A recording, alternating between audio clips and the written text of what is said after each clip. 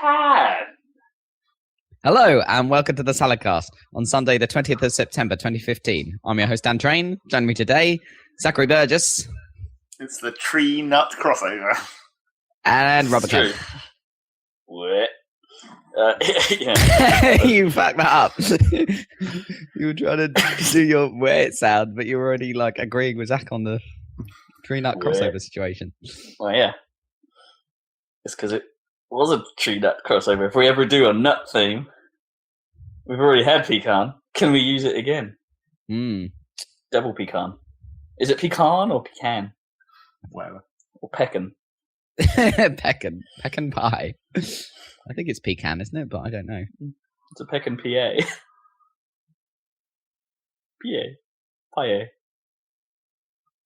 Tasty. I like pecan. Or pecan.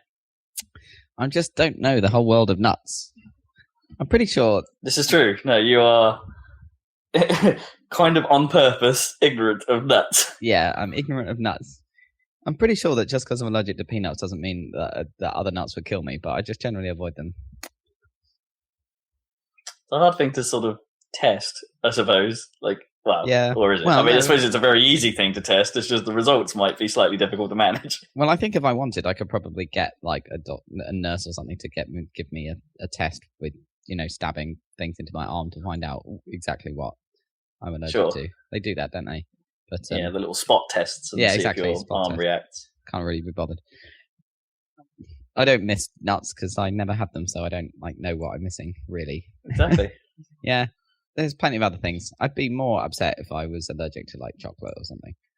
Honestly, they're not the most interesting of foodstuffs. It's like, for me, the personal king of the nut is the dry roasted peanut, and that's only basically because it is something hard on which to put a coating of salt. A coating of salt to get in your mouth. Yeah.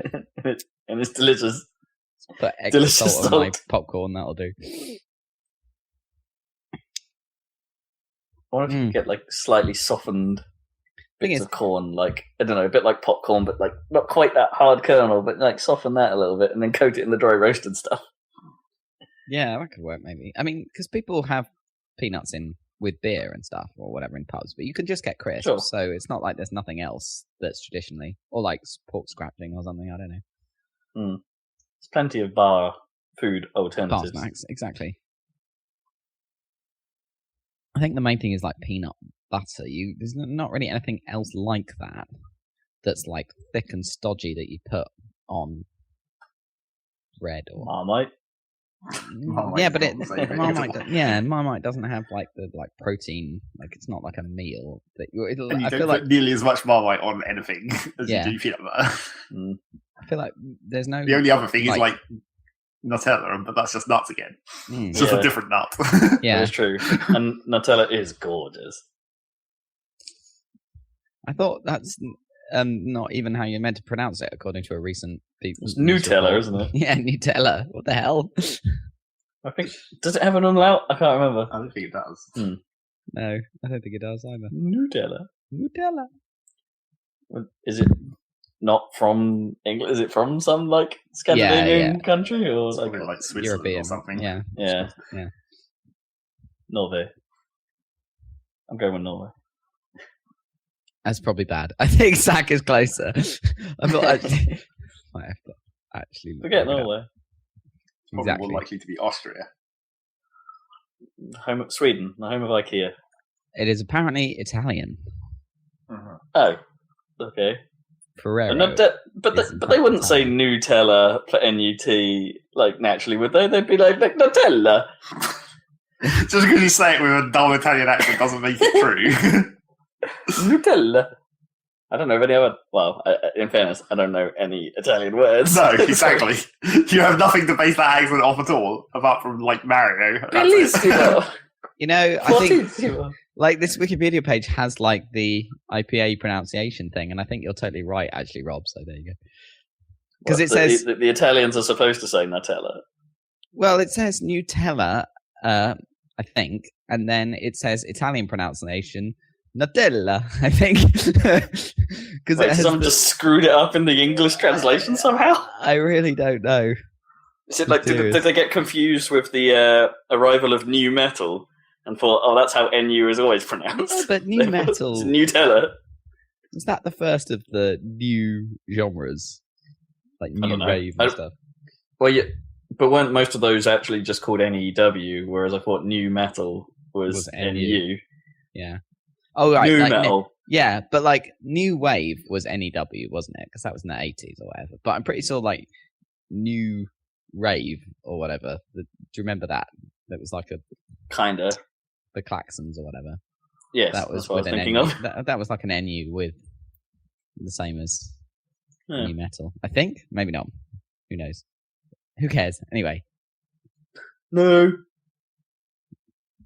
We always go into like Nutella. Language stuff. I don't know why. Yeah. Or like grammar or language or like weird pronunciations of weird stuff. It's because yeah, I don't know why. Well, it's because most products of interest. Most products of interest. It's a product of interest. We end up talking about products that aren't British in origin, and then when you start talking about non-British things, you naturally have to question language. It's true.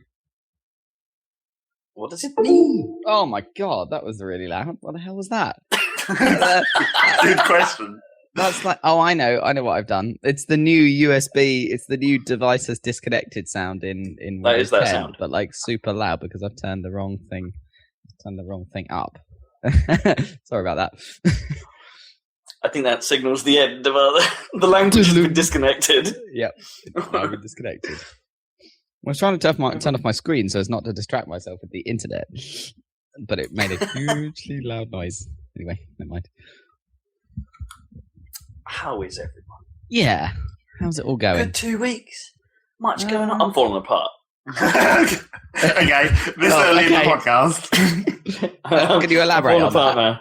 Well, my hands have gone like super flaky. They're actually not too bad today. I've been moisturising. But yeah, my like bits of skin have just started coming off my fingers, and getting quite sore around the back sides of the knuckles. You know, like what do you even call those? Like if it's the inside of a joint on the human, right? This is language again, I guess.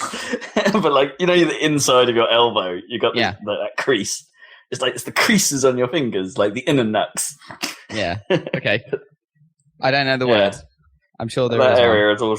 That area has been getting kind of sore and sort of falling apart and stuff, and it's kind of weird. I don't know. Yeah. Yeah, it's a bit weird. I don't know what's causing it. I've never had it really significantly before. You got it except by my own creation. Well, yeah, I might do. I had it before the wedding, so I've had it for a while. Oh, right. It's just kind of been getting gradually worse, and it's it's a bit weird. Probably worth dermatitis or something. Some kind of dermatologically backed up thing. Also, my eyes are screwed. Oh no! What's wrong with your eyes? You know, I've got those prism lenses. Those weird. They don't quite work with each other. Eyes. Yeah. They're focally fine, but they they don't quite line up. Apparently, that's got more than twice as bad over the last 5 years. Oh, okay, that's not good. So I've had to shell out for a whole new glasses and lenses and that kind of stuff. But that fixes it just as well as it did before, right? Well, hopefully. It's one of those things that, there's a theory that because my eyes had to do this weird thing, right? Like the way I noticed it originally was that everything always seemed fine when I blinked. Like the eyes, point the right direction when they immediately lock onto something. And then a little bit like a lazy eye, they drift. Right. And that's what causes the double vision. But because of that, it's somewhat variable. Okay, because it's it happens because it starts fine and then moves. Yeah. Right. So the glasses sort of act as the optometrist said. I hope that's the right word. As the optometrist, the prisms act as a sort of crutch to sort of present them a middle ground by which your eyes can be comfortable. So it doesn't totally correct the like that resting drift, but at the same time, it provides a nice enough thing that your eyes can sort of support themselves to form focus, and they get used to it. But I think that's part of the problem, that as they get used to it, and that becomes the normal, that the starting point when you blink then becomes the fucked point. Right, and it's just like moving it across. Yeah. So yeah, I've gone from what they called 3s up to 8s, but they said jumping from a 3 to an 8 is a little extreme, so you have to go to a 6. Right. Okay. And then come back in 6 months, and we'll do it all again. And we'll give you the 8 then, or whatever you need then, or we'll test you again and see what you need then. Yeah. Okay. But it can't get infinitely worse, can it? Do you know what I mean? There's got to be a stopping point. I guess there should come a point, where it's like, well, where my eyes are at right angles to each other. Yeah. And then I'll have to wear giant goggles to try and bend them the right way. I don't think that's going to happen, man. Yeah. Well, as long as it's somewhat fixable, as it has been, then. But that sucks that it's getting worse. Sorry, dude. Yeah, that's all right. It was sort of expected. You're focally fine. Yeah. Well, I left it. Yeah, I haven't been for another test since my originals, and that was 5-6 years ago. Right. Yeah. So in a way, that it getting that worse over 5-6 years probably isn't too bad. No. The optometrist did say, because they took me, and he did say afterwards, it's like, we like patients. Are you? You're a challenge. Cool. Okay. So it's like, okay. I don't know if that makes me feel better or worse. Well, at least they're paying attention. That's true. It was a very manual eye test, I suppose, this time. None of those fancy lens changing machines or something. It was one of those just plastic things in which they change plastic lenses from a arcane of lenses. Yeah, because I guess you can't use just the traditional, because that flicky thing is for more normal problems, isn't it? I've got Well, I don't think they even had one. Oh, right, okay. It's you just started with that. Maybe he knew. I don't know. Maybe that was the thing. He started from oh, okay, you've had prisms before. Maybe I'll just start with this stuff rather than get a room where we need all the crazy stuff. It's they didn't do any of the puffer tests or the sort of I get that, peripheral vision tests this time. He just sort of shone bright lights in my eyes with a weird sort of microscopy thing. Mm. I tell you, I went and had an eye test again after 1 year because I was sure something was wrong, and of course it was exactly the same. No change. Oh, really? Yeah, I just paid for an eye test for no reason, but never mind. You can get them for free. Yeah, I know. I need to claim it back on expenses because I can get 3 a year or something for free. Oh, really? Oh, well, that's quite, yeah. Apparently, there's a legal requirement that if you use VDUs or whatever, your work has to pay for eye tests. But I don't think they do 3 a year or whatever. That just happened to be the budget that my company has or whatever. But I wouldn't bother with that. There are plenty of places that just have vouchers, get a free eye test. That's fine. Yeah, that's true. That's true. Get them for free. So yeah, that's fun. I always find eye shops somewhat weird because you walk into the front of them and they just look like a normal shop, right? You sort of go in and it's oh yeah, they're selling glasses. That's nice. Let's look at all these frames and check them all out and stuff. Which, by the way, because I'm buying new glasses and need new frames, and apparently reglazing 5 or 6 year old glasses isn't really recommended because they go brittle or something. Right. There's a good chance they'll break them when they try. That's why I had to get new frames and stuff. But it's boy, glasses designs have got a lot less interesting over the last 5 years. Really? They dull now? Yeah, just nothing super snazzy at all, really. It's don't get me wrong, the ones I'm getting are subtle anyway and quite nice. Cool. But they're not as bonkers as the ones I have with spikes on them. Yeah, you've had some crazy ones. Yeah. Some awesome ones with little spiked inlays. Handles. Yeah. Hanging things from. Yeah, it's just a little bit dull. It's it's a little disappointing. I thought maybe this time I'd go a bit more bonkers. At least with one pair. Yeah. There's nothing. I've still only got one pair. I need to get another pair maybe and then have a change up. See, the current trend seems to also be towards quite, tall bits of glass, quite large and square. Right. Pairs. I don't know if this is the Skrillex effect or something. Those ridiculously large glasses. For one DJ dude, he's had quite a lot of fashion effect with his ridiculous hair and glasses and shit. So it's more than you can say about Dead Mouse's face. No one's wearing that. Just down the street. And why not? Yeah. Daft Punk style. He's wearing everyone just wears silver helmets. That'd be great. Yeah. couldn't tell who you were. Ultimate stuff. Well, I hope your hands get better, man. And you. Yeah. Shit. I say they seem to be a bit better now than they were. I freaking burnt my hand the other day. On. I think, I was very, very drunk, and it was the super hot. I was trying to get cold water for someone who was drunker than me, and so I went to the sink. Right. I went to the sink. This was at work. It was the work summer party, and I tried and I put my hand under the tap to try, and I was like, oh, this isn't cold. So I tried the other one, and I was like, well, this isn't cold either. So I tried the third one that was there, being stupid, and of course that must have been some boiling water tap. And I realize, tap or something. Yeah, what I don't understand is I need to go back and look, because there's a big sign there normally that was covered up by the decorations for the party, and because it's Karmarama, the sign says super fucking hot water. Watch it. Which is quite funny, but of course I'd forgotten that was there. Anyway, obviously it was boiling, and I put my hand under it, and I was like, ow, or whatever. And I was That's drunk. quite a calm reaction. Yeah. Oh, it was there. I pulled away or whatever, but I was too drunk to really notice. It's quite a hipster reaction, actually. Just put your hand in boiling water and be like, ow, or whatever. Yeah, well, I was only expecting to have my hand under it for long enough to tell if it was hot, and I was like, oh, instantly. I was ready to pull it away, and I pulled it away instantly or whatever. But then, I don't know what I did. I must have found some cold water or something. But anyway, what I don't understand is there's a zip tap at the other end of the office, but that one you have to hold down a special button to get the boiling water to come out, and it comes out very slowly. So this must have been a special catering level, no safety catch, high speed boiling water tap, which is why have that anyway?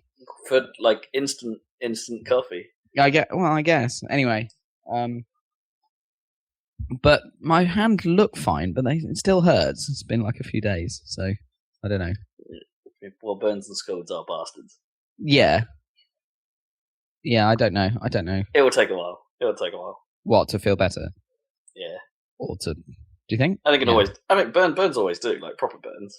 Yeah. If you caught it badly, maybe scolds take longer. I don't know. It's technically a scald, isn't it? Not a burn. But... Yeah, maybe it's a scald. Yeah, I don't know the difference. Anyway, the hand's working okay, but it's fluid, isn't it? It's a scald if it's caused by hot water, right? Effectively, and a burn if you've just touched something super hot. Yeah, it must be a scald then. Yeah, hence the term scalding hot. Yeah. Anyway. Hurt myself. That was stupid. I'm trying to avoid having to do anything about it. Hey, Zach, have you hurt yourself recently? No, I'm all good.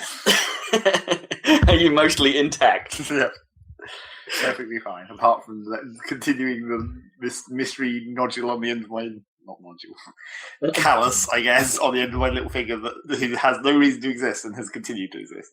Hasn't got any worse or better. You don't rub it on something, or you're not a little finger only guitar player. It's literally, if you're thinking about when I'm typing, it's the one finger that just points out and does nothing virtually all the time. Yeah, that's true.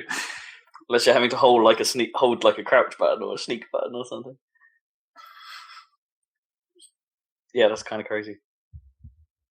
Especially because it's on the left hand as well. It's not even a mouse hand. You couldn't even have it curled around the mouse and have that be any different. You're digging your other nails into it for some reason, you're getting your thumb and going poke, poke, poke, poke, poke. Only because it's scared. Because it's callous, yeah. Only because it's there. In fairness, I did used to do that as well. Talking about the inner knucks again. I used to just press my thumb into the inner knucks on one of my fingers, and to the point where I created massive calluses on the insides.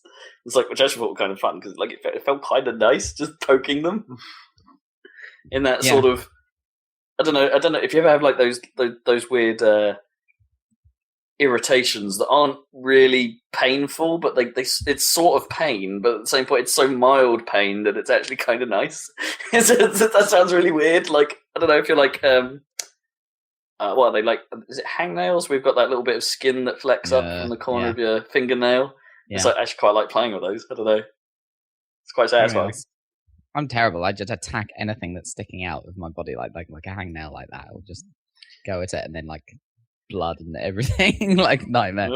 Yeah. That's why I just have a pair of nail clippers on my desk. Me too. Trim it off as short as I can every time. I have nail clippers and special hand nail clippers, which are Yeah, is that the same thing? I got a special hangnail tool and like normal like scissor type things. You know the scissors that are curved? Oh yes, yeah. The trouble with the nail clippers I have is one side of them is sharp and the other side is blunt, and I have to remember which one's which because otherwise they don't cut on like really small things on the edge. So like, is that actually doing anything? I can't tell. And then turn it around and try the other side. Probably need new hair. That would help. I only have one pair of nail clippers. They've always worked. They're probably super shitty, but I don't know the difference. Manicures. We are the best authority in gaming manicures. Gaming manicures. Falling apart. Burning yourself. Falling apart, man. Falling apart. News! Unless there's any bitching kitchen. No, kitchen bitching. Sorry. Yes, that's the other one. It depends which way around it is. If it's a positive story. Yeah, is it a bitching kitchen story or a kitchen bitching story? That's all I want to know. Yeah, I can't think of anything. Oh, I was thinking about how much recycling I've probably chucked out that's wrong. What? Well, because you know how many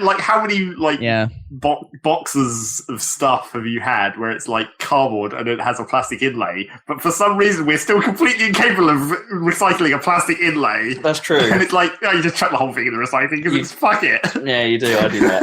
I gotta be honest, I do that. Yep. It's the same with envelopes, right? You're not supposed to. You're not supposed to recycle the ones with the plastic window. That little plastic window, but of course, pretty much every envelope has that little plastic window that's come from like a bank or something. But they're making those plastic windows out of like not plastic, aren't they? Like biodegradable, like plant material or something. That doesn't help either, though, because then it's like you either have to send it to the recycling place where they have to pull the plastic out, or you throw the entire thing away and it just biodegrades. It's either option is not actually the correct option. I suppose. Yeah, I was thinking about it because for some reason my mum told me that you can't recycle toilet rolls. And I was like, they're fucking cardboard! How is that possible? But I've always recycled. Yeah, I know. Yeah, me too. What? But they're cardboard. I know. The only reason that I can think of that possibly might be true is because they're probably already made of such incredibly over-recycled so many times over cardboard that it's just too shitty to recycle anymore. No. It's just like they couldn't process it. It's like, can you get to that point? Well, if you have to like remulch it, you're sucking out more of the cellulose or whatever, and then it just degrades the structure of the paper. Yeah. And there probably comes a point where you'll just end up with mush that's not actually useful any longer. Then it becomes like ceiling insulation or something, right? Isn't that like the lowest grade of recyclable stuff? Like always ends up becoming like stuff they pump into walls or line ceilings. Yeah, I don't know. It's just like, how can you possibly not recycle toilet rolls? That's stupid. That sounds bonkers. Yeah. How did you even find that out? What knowledge is this coming from? Yeah, well, maybe is it some just weird local recycling problem they have? It's like, we can't deal with this for some reason. We can't deal with that spiral formation that bog rolls are made of. Maybe it's because they can't flatten it or something. Or doubt it. It sounds nuts.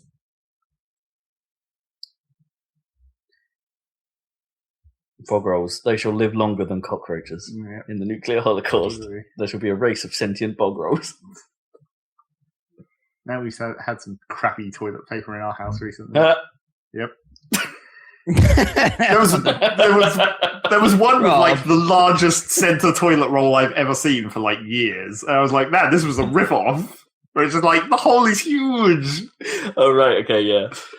Wasn't that a big deal or something? Yeah. Like as if they shrunk it by like a centimeter or something, like the amount they needed to send out or something, like crazy big efficiency gains just by reducing that a tiny amount. Yeah. And then we also had one where the roll inside, I think it was a manufacturing error or something, but they like wrapped the paper around it too tight so the roll had got crushed, so there was like a divot on the inside of the roll so it didn't spin on the roller. Oh, that happens. Like, it's like, fuck. Don't do that. Yeah, that happens. I've had quite a few like that, but over the years. It's bad. Rubbish toilet paper. Toilet paper advertising still hasn't changed. I haven't seen very much lately. Although those TVs. Although those Andrex ads have got a little bit more weird, haven't they? Like, there's not just about the puppies now. It's about let's talk to kids about shitting. About shitting. The classic. How did your shut up and start shipping? Yeah, how do you ask a kid that? Like, how does your arse feel after you use Andrex? And like, that was the thing, wasn't it? They asked the adults this, and the adults all go, "What?" And then you ask the kids, and they're like a magical rain shower or something. Yeah, I'm sure that's what those kids actually said. Yeah, they were probably talking about something else. Though. Yeah, exactly. What does a magical rain shower feel like? Sparkly. That doesn't help. I feel so sparkly. I don't know if you want your ass to feel sparkly. I might be a very shiny ring. Yeah. If it's like every time anything happens down there, if it's like mashing two flints together, then you might be in trouble.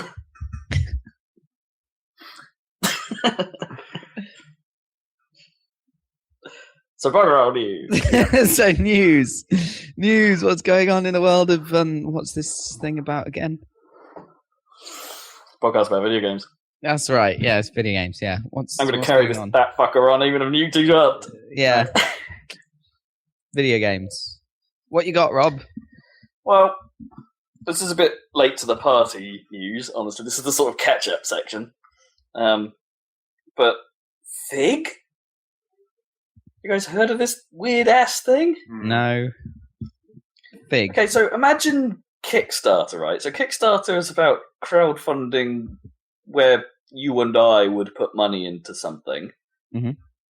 Fig kind of wants to bridge the gap between that and people wanting investment. Okay. So it provides a means by which people with a lot of money could, pay into a crowdsourced project, but they would get tagged as an investor, not as a contributor backer. Yeah. So, but that also comes with a whole load of terms and conditions in that, as you're an investor, you're actually entitled to a certain amount of the proceeds that this game makes from its sales. And it sounds like a hyper weird, but somewhat interesting idea, because it's it standardizes in a way how investment for indies should work on its service, which can only be a good thing, right? Because it should reduce the possibility of having a crappy deal off a publisher or something. But in the same breath, it's how does it? I can't in my head quite work out exactly how it would function. So say you have a super successful campaign, right? And you get a ton of large investments off a ton of different people. Okay. How does that work? If you have a single investment off a single person, yeah, they're probably entitled to some percentage of your sales, right? But if you then, had 10 investors of that same amount, are they all entitled to a smaller percentage each? Does that percentage go down the more investment you get from different people? And it's it's that stuff that, it's that stuff that suddenly sounds weird. And it's that sort of stuff that, again, I haven't looked into it in the detail and I haven't been asked to figure out the maths of it all. But, that's the bit where my head goes, wait, but how could you do that? Or is there some point where it's if you have an investor or something, the deal has to be set? Or... So, is this actually, is anyone using this service yet? Is there anything being figged or whatever? Being figged? I don't know. Well, I'm, as I said, not investigated in great deal. I just sort of heard about it, and it's right. This sounds weird. Yeah, it does sound weird. But you never know. Kickstarter could have existed years before it did, right? And it... Sure, someone just had the idea, right? Yeah. And this is just an extension of that, I guess, in a way of... It solves a problem that Kickstarter doesn't address. Kickstarter and I don't know, other donation sites, which escape my head right now, don't really target that. That's not what they're for. Kickstarter is supposed to be the masses fund you as an incentive and a help. But at the same time, it's this does fill a gap. There's nothing like this. It makes it easier. It's, as I said, it standardizes the idea of investment.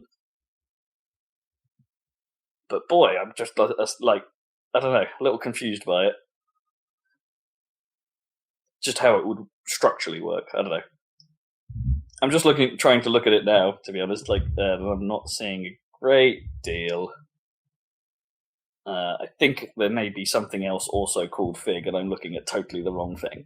Oh, probably. Well, Fig, yeah. Because to be honest, Fig, right? Isn't that one of those? Because it's a 3-letter domain or a 3-letter name. Isn't that going to be like? They probably couldn't get the Fig web address. No chance. Yeah, and anyway, a fig is an actual thing, isn't it? It's like a fruit. Yeah. So, and fig leaf and everything is very important. Symbology for like covering shit up. They've used a new top-level domain. It's fig.co. Fig.co. Not fig.co. Those IO domains are so bloody expensive. That's very annoying. Well, they still haven't made a .salad, so we're okay. Yeah. As soon as happy.salad comes along, then we're good. None of this .net crap. God damn it. We'll never get that .com address back. Anyway, never mind. We probably could, but we just have to buy it off GoDaddy. No, I've had it on like back order or whatever for like literally for 5 years since we started the podcast. And it gets GoDaddy were just sitting on it. But... Yeah, but somebody buys it and parks it or whatever on GoDaddy, and they re-up it every year. So I get an email every year saying they've re-upped it. So they're sitting on it, whoever they are, and then I guess the idea is that we would have to pay them whatever to get it back. But I don't know who they are. I just know that I've signed up with GoDaddy, which is a horrible company as well, like really awful for a renewal service. Anyway. Okay, yeah, so I get an email every year saying, it's been re-registered. Ass. Anyway. So some extra details. Sorry, like man looks up thing on internet. Fig is highly curated, so they won't let you just post stuff on it. It has to get looked at by a board of some kind, and they have to approve its existence. Presumably because of the investment aspect. Yeah. And they've only actually done one thing so far, so I think it's all in trial phase. But apparently it raised $750,000, this one trial thing. But I get and it is purely designed for games. It's not designed for anything else. It's not like Kickstarter where it can be for anything. This is a purely games-only service. Right. But you get a very nice 404 page when I'm trying to find more information. 404, game over. Don't worry, you can start over by going to the home page, and then has a little like Final Fantasy style hand pointing at a continue symbol. So all right, they've made a nice 404. Good. I guess we'll keep tabs on Fig and see what happens. And that whole space is always bonkers. So let's see what happens. Cool. Any other news going on? What's going on with video games? Hey, would you like another Pokemon game? Not that one. Yeah, not that one. Yeah, Pokemon Go. Okay, so what actually is this? Like augmented reality shit? You know what? I really don't know, but it's Nintendo's first foray into mobile gaming. Zach is looking at me that, like, he knows a bit more. Not really. Well, arguably, it's Nintendo's first foray into mobile gaming because... Well, I mean, mobile as in phones, yes. Android phones, is it? In reality, it's a game that already existed, but with Pokemon slapped on top of it. Well, that probably makes sense. Like, is it something that DNA owned already? Probably? I don't know if they owned it. It's another... I don't know what the actual company is called, but it's a game that already existed that was... Basically, the idea of the original version was... It was sort of a territory control in real life, where it's like you go to GPS coordinates and then like capture the point, and then if other people go to the same place, they can capture it back, and then you like however many people on your team or on the other team. Well, that partially explains the Pokewatch then. Yeah, so that's basically where the Pokemon crossover comes in. It's probably using the same GPS database or whatever. Because apparently you can buy a bracelet thing that looks like a watch, but actually instead of a watch face, it just has a Pokeball on it. Yeah. That will like Bluetooth to your phone and vibrate when you're nearby an area that needs attention or near a player that needs battling or something. Yeah. The trouble with it is they in their stupid fancy advert, of course, right at the end, they showed about 2 seconds of the actual game where you just see it for a moment. It's like, oh, that's what it's actually like. And, it's actually like bullshit. It's not anything like the advert. It's like, here is a picture of Pokemon on your phone screen. Press to win. And you capture it or whatever. Oh, what? You just happen to be in the right area. Quick, press the win button and you'll take this territory. Yeah, basically. Or at least that's what it appears. Maybe there is the actual Pokemon battle system implemented in there as well, to some extent. I don't know. What presumably you'd have to train your Pokemon. Maybe it's a bit like those old online build your country games. Do you remember those sort of text-based ones where it's like, type the name of a player you want to attack. Oh, this player has shit tons of stuff. All your guys die. The trouble with it is, from as far as I'm concerned, is 2 things. Firstly, I don't understand how those kind of games work anyway, because it must be pulling off some kind of database. Because, if it just chose a random GPS location in the world, 90% of them you wouldn't be able to get anywhere near. Oh, yeah. It must pick it within some sort of radius of where you are. Well, no, I didn't even mean, compared to where you are. I meant, compared to roads. Right, sure. Or paths. Yeah. It's most places in the world you can't actually go. Oh, that one's on the roof. And then the other problem with it is that, it would be cool if it was actual augmented reality. Why did they not do that? I mean, admittedly, most phones probably couldn't, but say it was a 3DS game where the 3DS has depth perceiving cameras, that would be awesome. Well, it wouldn't be that difficult because you just carry around one of those question mark cards and put it on the ground. That would be really inconvenient. And then you could have a little AR. Have a little card which has a QR code on it that you have to place wherever you want to have a thing happen. That's how the 3DS does it, though, right? Well, no, because the 3DS can perceive depth from the 2 cameras. Oh, of course. Because you can take 3D photos and it records the depth of the scene. Yeah, so it can do it on the fly, theoretically. Sure. Yeah, that makes more sense. But, maybe they will. Maybe there'll be a DSware or eShop version. Yeah, but then that's not actually a good thing to do because you have to carry a fucking 3DS around with you all the time. Not your phone, which you naturally have. Sure. So not the most overwhelming entrance into the mobile space then, from your perspective. Well, I mean, the only thing that really matters for it is what monetization is there going to be. How free is it going to be? Well, sure, yeah. I'm assuming not. No. Because it's Nintendo. No. Nothing's ever free with Nintendo. Well, unless you've already bought a game and then the updates are free. Well, sometimes. But as long as you've done the initial buy-in. And also, how many Pokemon? Yeah, yeah. They could just, if it gets popular, they could just add to it, though. That's the thing, isn't it? Well, in theory, yes. In theory, they could. So really, they should have just made, instead of that game, they should have made Pokemon Snap an AR game.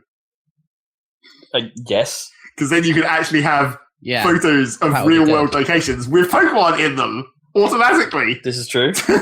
Yeah, that makes total sense. Way cooler than capturing Pokemon. What's their deal with Pokemon Snap? People, that was a cult favorite, wasn't it? And then, nothing. And now we all have cameras all the time everywhere. Yeah. It's natural, surely, that they should make a new one of those. GoPros. Yep, exactly. It's all about GoPros. HoloLens.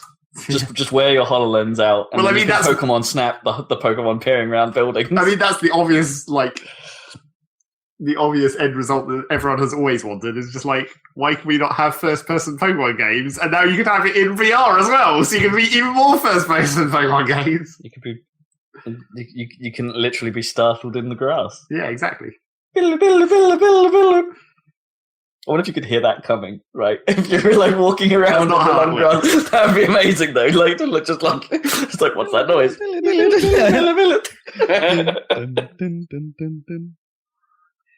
Yeah, I mean, how would that actually work? If you made a VR Pokemon game, there would be a lot of walking around in grass involved. In really high grass as well. Well, in reality, what you'd actually want them to do is abandon the tile-based system, for God's sake, go into full 3D. Just make it a world, an open world Pokemon game. Yeah, but they'd probably have to abandon the whole random encounter thing, right? You'd probably have to I can see a Pidgey. I could be all Belloddy for a second and then do some narrative and zoom in on it and be all whoa, look at the plumage.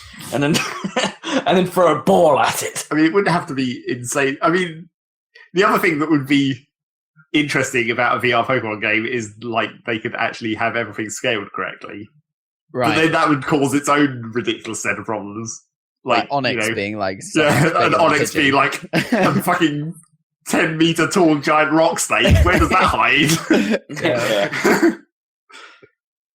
In the cave, it just comes out of the ceiling randomly. Yeah, exactly. But then that doesn't... Or like it is. You just look at this casual pile of rocks, and it's like, that one's got a face. What's the smallest Pokemon, do you think? Caterpie? No, there's smaller ones than that. Caterpie's pretty small. Flea? They're pretty small. Like a few centimeters. Really? Wow. Yeah. Or one of those, like Termite-mon. I mean, the whole thing just doesn't make any sense as soon as you try and actually implement scale.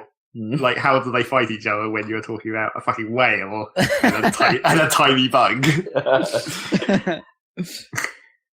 and the bug would be effective against the whale as well. It's because they all Only fight with grass bug. It's because they all fight with mind bullets. Not all of them. They pretty much do. There's a lot of physical moves in Pokemon. That aren't actually physical moves because they're all like 50 meters apart. Only in the unanimated versions. That doesn't count. So because they couldn't be bothered to model collision physics.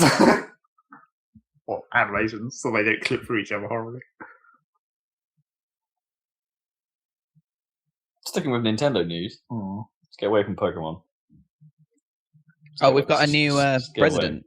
Have we talked about there's a new president and CEO of Nintendo. No, we haven't talked about that before. Tatsumi Kimishima.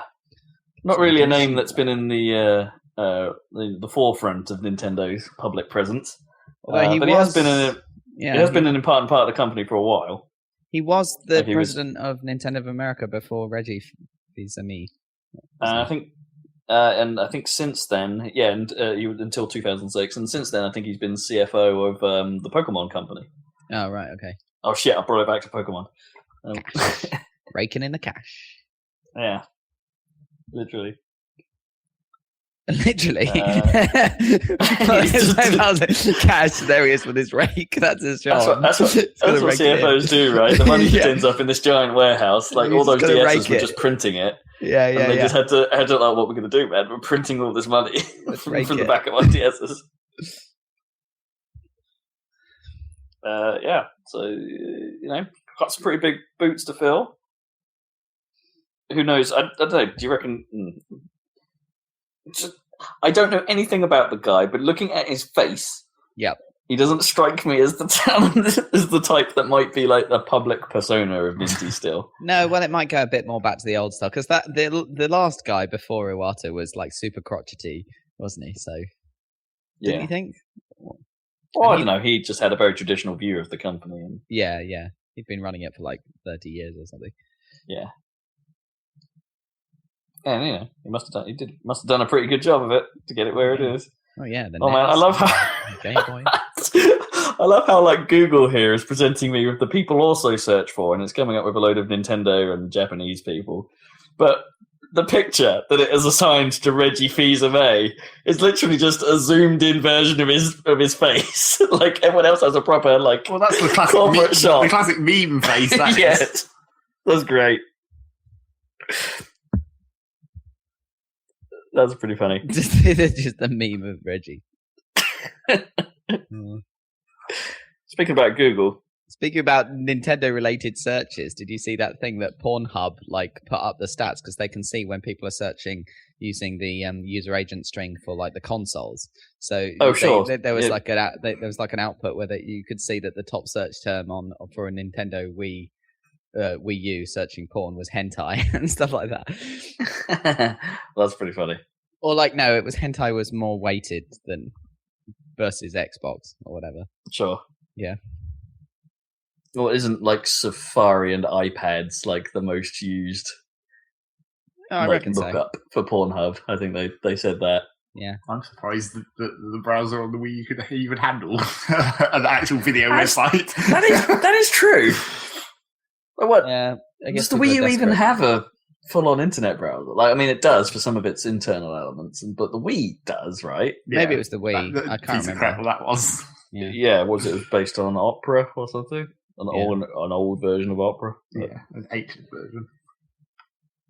Can you get Opera on 3DS? I can't remember. Opera 3DS has an internet browser. Yeah, it's also rubbish. Anyway, Google. The only advantage with the 3DS, if you're talking about porn, I guess. Let's talk about porn. On your 3DS, is you can get 3D porn. Because you can get special images in the 3DS format that interleaves the image correctly for the 3D screen, so you can have actual depth. Oh, wow. Which is ridiculous. So what does the 3DS support? Like, does it like left, right? I don't know what the actual file format is for it. That'd be quite a specific thing, like websites appealing in 3D 3DS porn. That must exist somewhere, you know, if the rule of the internet is to be observed. Oh yes, naturally. That's true. All I want to say about Google was like, man, I really don't like its rebrand. Really? I don't mind it. Yeah, I think I'm going to get used to it pretty quick.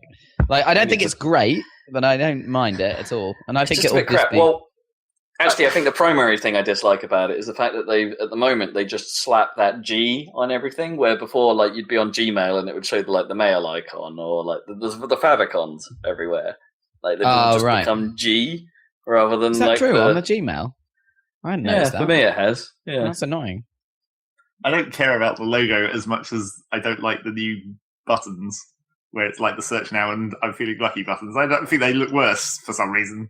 They're just have they done the material design ones, or I haven't seen those? No, I think they're just flat. Yeah, but the material design has that stupid thing where they're flat buttons, but when you click them, it has that dumb ripple effect on them. Have you seen that? Where no, I've not seen that. Well, like it's on the web, but also on Android or whatever. But you click the button, and like an SVG circle of a different shade emanates from exactly where you clicked across the button. There's like a weird ripple thing. I guess if I had done that, I wouldn't have noticed because I never click on those others. I just type in the search box and hit enter. Yeah.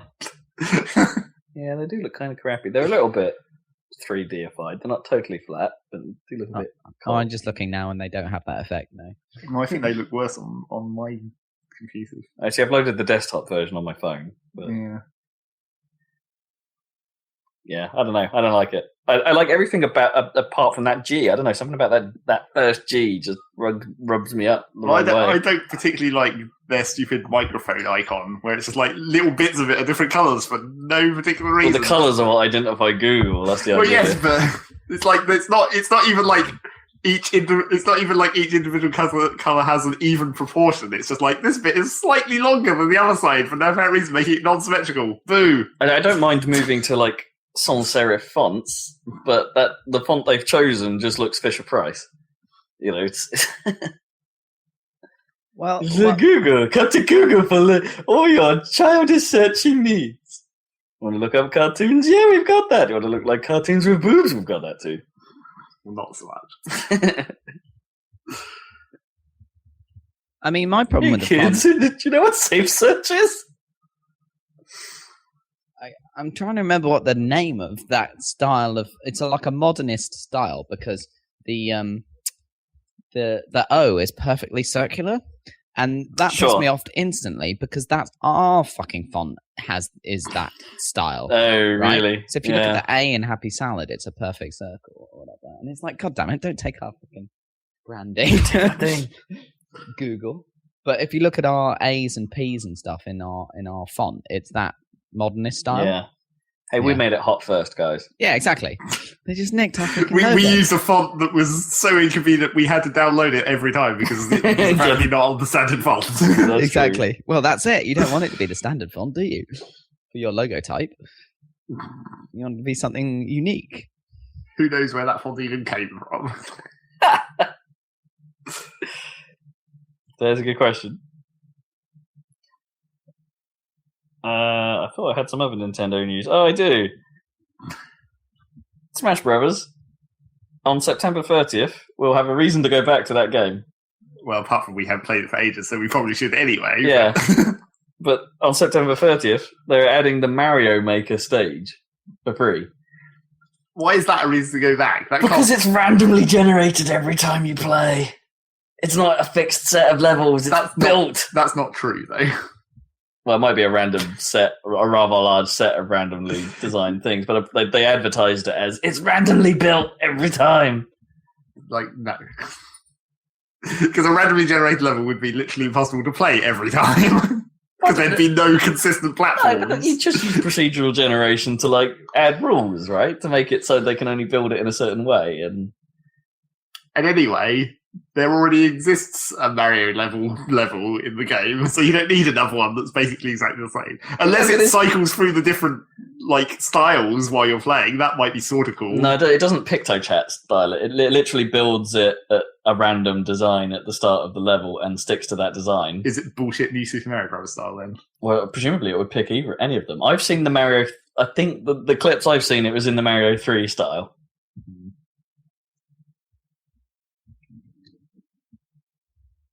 Was it the Mario 3 or it might have been the World style, actually?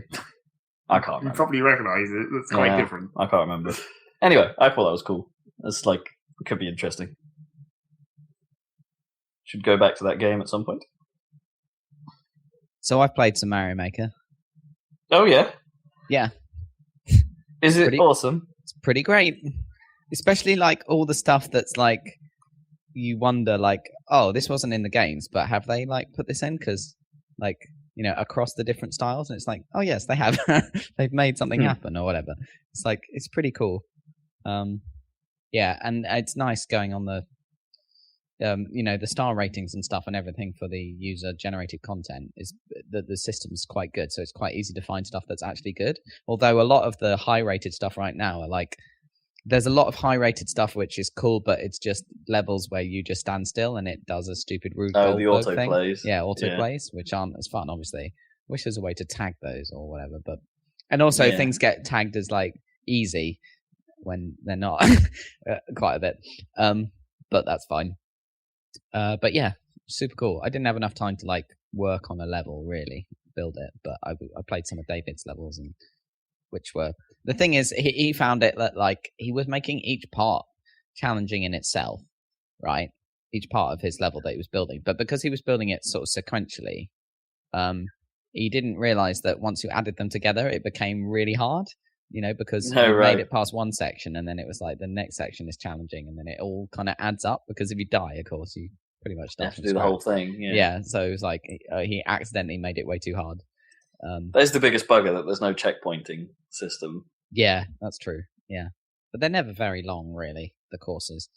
I don't know how long you can make them, but I did see some weird stuff. Like there was one that was like a trick where, because you can have every level you can have an underground part, so a mirror part which is underground, you know, but you can change that style to be overground actually. So it gives you that flexibility. So there was one level that was like almost the same on both, so you went through a pipe and you appeared what seemed like an exactly the same level, but it was subtly different, had different secrets in or something. So that was quite a clever little trick. Stuff like that. There's some cool little tricks. And some cool stuff. They never did add the functionality to be able to sort of chain together like a full game of levels.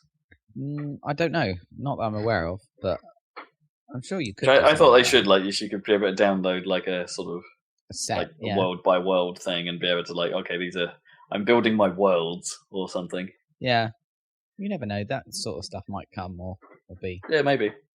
But yeah, it's super polished and slick, and Mario Brothers is just fun. I suppose the one thing that has been slightly putting me off when I've seen it is like, yes, like Mario's kind of always been like this because it's, you know, it's tile based, right? Everything you do is like tile based design and stuff. There's something about all the levels I've seen where it's like where they've built it out of objects that obviously just like show up the fact that it's all on a grid. Right. There's something about everything I've seen about user generated levels don't feel as. That's just them not. No, I guess yeah, I guess as organic or as natural as they all seem in real Mario games. I think they're just much even though all the Mario games are obviously still grid based, yeah. You know, there's something off on occasion about how those things look, and it's totally. I mean, I think you'd have. So you kind of know you're not playing a major Mario game, and maybe in a way Nintendo intended that. to give the real Mario games still have something to them or something special about them. Maybe, but I think you could recreate pretty closely. But I played some levels that were by this guy that David knew was a follower of, because you can follow people like Twitter or whatever, and see when they post new stuff. And this guy has made indie platform games before, and you could tell it was like really professionally, nicely done. But he had his own style that came out of it, even though it was just the same building blocks and the same grid. It somehow felt like a real game instantly. I don't know. Oh, that's cool. What magic he had or whatever, but yeah, I think you could definitely, if you have the attention to detail, you could. Probably not as far as a full Mario world or something, but yeah, you could get pretty far with it. No, that's still awesome. That's kind of what I want to see from that stuff, Yeah, but I think most people would just do crazy shit rather than trying to make a. Well, sure, because now you can. Exactly. It's like there must be some elements that are like some of the stuff they've been adding over the years, like some of the moving giant bits of landscape, for instance, that are in New Super Mario Brothers that haven't translated back. Totally. Guessing. Yeah. Like there were just large segments of level that would just shift around or something. And there's no slopes in the game, so that's like 90% of why it looks like I'm. Oh, really? What? You can't even make just like 45-degree like things to slide. Oh, that's kind of.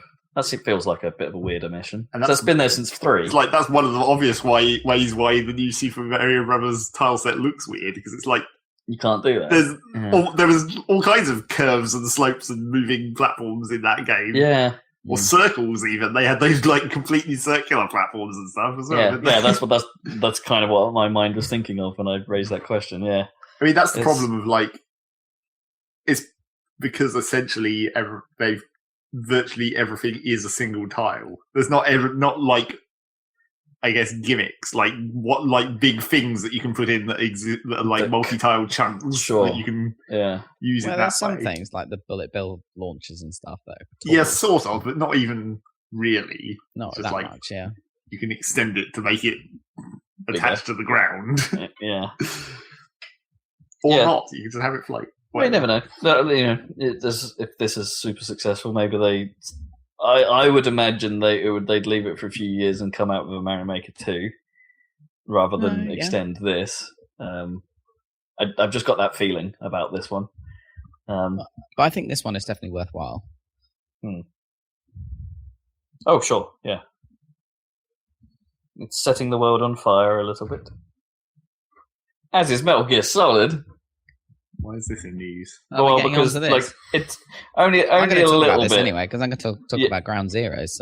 But we should probably talk about what's going on with 5 and the fact. I only wanted to say a little bit about 5 because, it sounds batshit crazy, and it's getting me interested again, even though I didn't really get on with Ground Zero.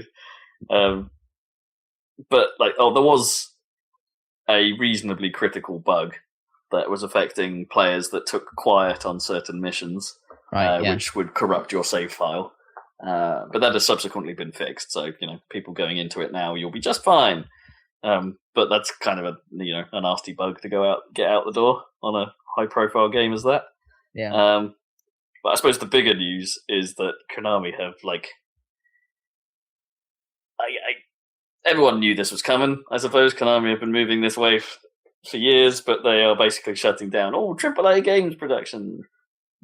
Which means, which I find doubly weird, because if you go look at the description of Metal Gear Solid 5 on Steam, it says ushering in a new age of Metal Gear. No, and it's this is the end of Metal Gear. This is the end, yeah. They're not Konami can't do that again if they're not.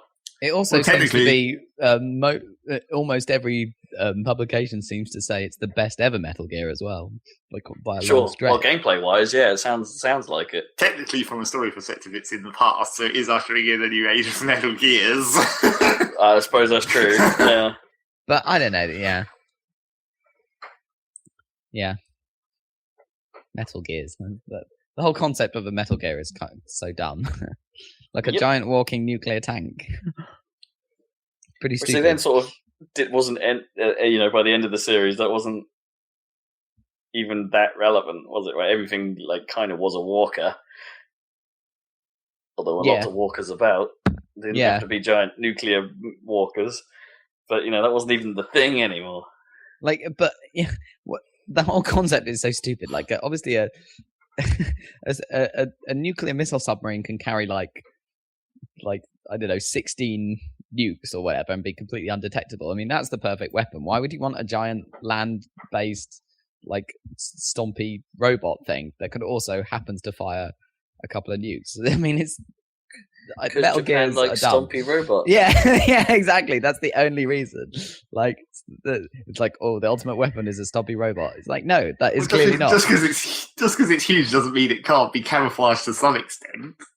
Yeah, but I'm just saying, like, it's like stompy robots are not actually useful and wouldn't be. Well, it's just like a submarine on land, really. In that case, it's like it's got nukes on it and it can move around. It just moves around on the land instead of the sea, and then presumably you could see it. Yeah, but presumably it can camouflage itself to some extent. I mean, I've never actually played Metal Gear games, and they never really deploy a Metal Gear. But, but the Russians, they just have their nukes on trucks, right? And they just drive them around, and then they shoot them or whatever. Right? Yeah, but that's not a launch platform, really. Well, you don't need anything apart from the truck, do you? Because they have those erector launcher thing, right? So you could just go in the middle of a forest or whatever and just fire it off. What if it was covered with armor and other guns? Why?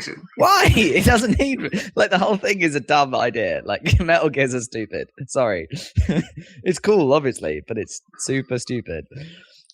Well, everything about the actual storylines of Metal Gear stupid. Are unbelievably stupid. Yeah, exactly. But that's like the But that's core what makes it... Which is where I'm a little bit, like, mildly disappointed in that. Yes, like, everything about the gameplay sounds insane and crazy, and it's crazy in a very different way to previous Metal Gears. It's still crazy, but it's that I think is, like, off-putting. I just about started to get into the crazy with Metal Gear Solid 4, like the ridiculous 40-minute cutscenes or whatever. Yeah. And it's like, yeah, I'm on board. And it's like, yeah, this is not that. So anyone wanting to get into Metal Gear for that will be disappointed. I've been watching the cutscenes for 2 on YouTube. It's 5.5 hours. Yep, that sounds about right. It's fucking insane. And also, like, that game looks... I don't know if it was running on an emulator for this video, but that game looks really good. Like, for a PS2 game. They did do a few remakes, didn't they? Because like it originally was PS2, I think, but then there was a GameCube version. I think that was of the first game remade, though. So I'm talking about 2. No. There was a GameCube version of 2, I'm sure. Was there? Oh, okay. I actually think the game was originally revealed at a Nintendo event. Weird. I think MGS2 was first announced as a Nintendo thing. But it was definitely mainly a PS2 game, right? I would have thought. Sure, I think. Yeah. Yeah. Anyway, I don't want to go too into that, but mental. Yeah. We'll come back to Ground Zeroes later then. Yeah. I'll talk about an actual game rather than a bunch of insane cutscenes where a guy, where Revolver Ocelot's arm has Liquid Snake's arm attached and it takes over his mind or something. What the fuck? Anyway. They then retconned later or something. Yeah, that's insane. So stupid. TGS has been happening.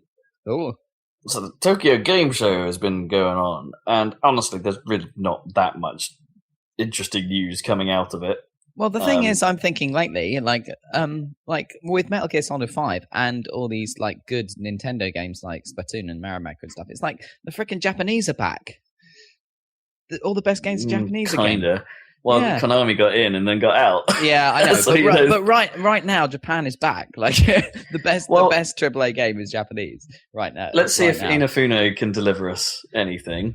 Let's see if Iga can come back with Bloodstained. Like, let's see if. Oh yeah, I think we're in a phase of let's see Demon with a lot Souls of this stuff still. Well. Yeah, well, From Software, yeah, obviously they are leading the way. You could say, with this stuff. Because I think they went through a real doldrums, basically, as an industry, the Japanese game industry, in terms of software. Well, they all went mobile. We don't hear a lot about it because they all went mobile, mostly. That's where Konami are with their arcades and fitness venues as well. So actually, because the majority of stuff that was happening at TGS was about mobile games. Hence why I said there's really not a lot of news here that are of interest, because that's the focus for the Japanese market. That's where the money is for them. So they get out of those games, which is frustrating, I suppose, for us who are used to the weird and wonderful coming out, or the innovative coming out of Japan, and that just hasn't really happened. Like, you've still got like studios like Nintendo, like From, like Platinum, still holding the fort. But there isn't so much bonkers stuff coming out. Depends whether that. I think like next indie round, the Japanese auteur. How do you say that? Auteur. Yeah, that's about right. Indie round is going to be really interesting because you've got those guys I mentioned earlier, but you've also got that Katamari dude coming back with that weird thing that I can't remember the name of. I didn't think he wanted to make games anymore. Didn't he say he was going to make like children's playgrounds or some shit? That guy. Yeah, I think he did it at one point. Yeah. Okay, that's cool. That's so the Japanese indie scene could be very interesting. Let's see where that goes. And holy crap, let's hope Hideo comes back. Let's hope Kojima does something bonkers. Well, I don't mind waiting now. He spent all this time doing this thing, so yeah. Exactly. Yeah, we'll see him again in 5 years' time or something, and he'll come up with something. He'll come up with something just as mental, I'm sure. Cool. So out of TGS, the only three things. Sony have officially renamed Project Morpheus as PlayStation VR. Fine, boring, but fine. Yep, boring. They could have called it like they already had the PlayStation Eye. This could have been the PlayStation Eyes. There's like two. I don't know. But the PlayStation isn't seeing you. It's not like it's eyes for the PlayStation. Yeah. Okay, fair enough. PlayStation head. Face. PlayStation face. Face station. Yeah. Playface. It's like EA Game Face, but it's Sony's Playface. So none of us have played the original Gravity Rush, but it was one of those games that I think a lot of people sort of secretly liked. It wasn't sort of massively critically acclaimed, but had a bit of a following. It was kind of unique, kind of interesting. No one's really attempted. It was about like shifting your gravity to move around the level. Like, so you didn't really jump or move that much. You sort of shifted the direction of gravity, and it would pull you in that direction. So they're fine, and finally getting around to making a sequel. I think it was a Vita launch game, but they're finally making a sequel, and they're re-releasing the original for PS4, and the sequel will be on PS4 too. So that's cool. Nice. Could be interesting. And there's a new Resident Evil game. It's called Umbrella Corps. Okay. And it's a multiplayer first-person shooter. Probably going to be free to play. What? So it's Left 4 Dead? No, it just kind of looks like a shit sort of team-on-team multiplayer shooter. They already tried to do that, didn't they? What, Resident Evil? Yeah. Whatever it was called, Operation Raccoon City. Oh, yes! That was a team-based multiplayer shooter. Yes, they did. Yeah, I'd forgotten about that. And everyone hated it. Yeah. Nice. So this is probably just a re-release of that for free to play. Yeah, any impressions I've read coming out of it have basically said, yeah, this looks below average. Right. It didn't make any sense anyway, because it wasn't Left 4 Dead, because it wasn't dudes against zombies, it was dudes against some other dudes. Yeah. Like, weird military teams facing off against each other. There did appear to be some zombies in what they've shown, but like what the role of them is unclear. But that could work as like if they did go full on Left 4 Dead style, right? Well, yeah, but they're just like not Left 4 Dead multiplayer in theory. Yeah. That's all I really brought out of TGS. Last bit of video game news I have is that Rocket League has apparently sold 1 million units on Steam alone. Like, so hot shit gets hotter. But the most interesting bit, I suppose, is that actually they have a 60% pickup rate for that cosmetic DLC. Really? So they just announced the second one. As well, the second pack. Which is dumb. I was thinking about it, not related to what we're going to talk about later, but I was thinking about the cosmetic DLC for that game. And it's like, why? I understand that they're trying to make an esport, sort of, So obviously every arena has to be the yeah. same map because that's how esports work. It's like it's one map and then you fight on it because that's what esports do. I guess. But the original game, the previous thing that Rocket League is a sequel to, which was basically the same game, but no one cared at the time. But the arenas were a lot more complicated. Yeah, right? the arenas were like more complicated, and I was thinking, it's like, just do that. I mean, you can have your MLG maps where it's just like the map and some skins for it, but come on, just imagine how funky it would be to have different maps. At this point, because basically, like Hyperblade was sure.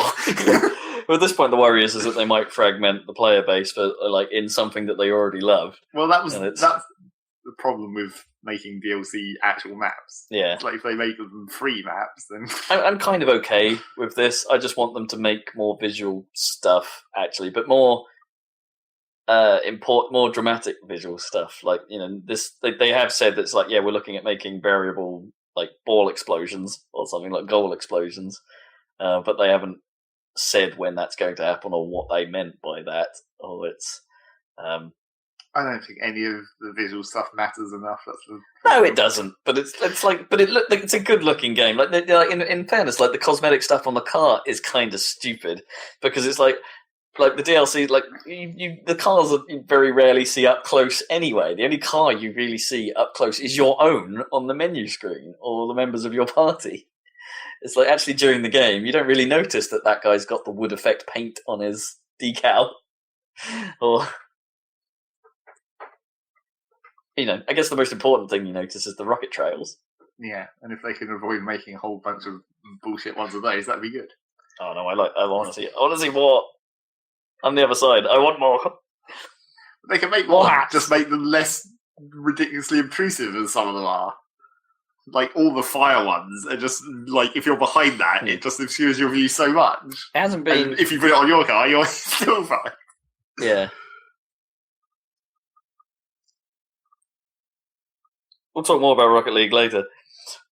Spoiler alert of this podcast.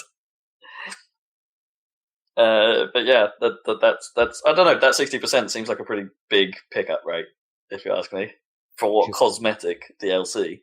Yeah. That sounds insane. And there's nothing. It's not like it's a bundle deal on Steam. It's not like there's season pass.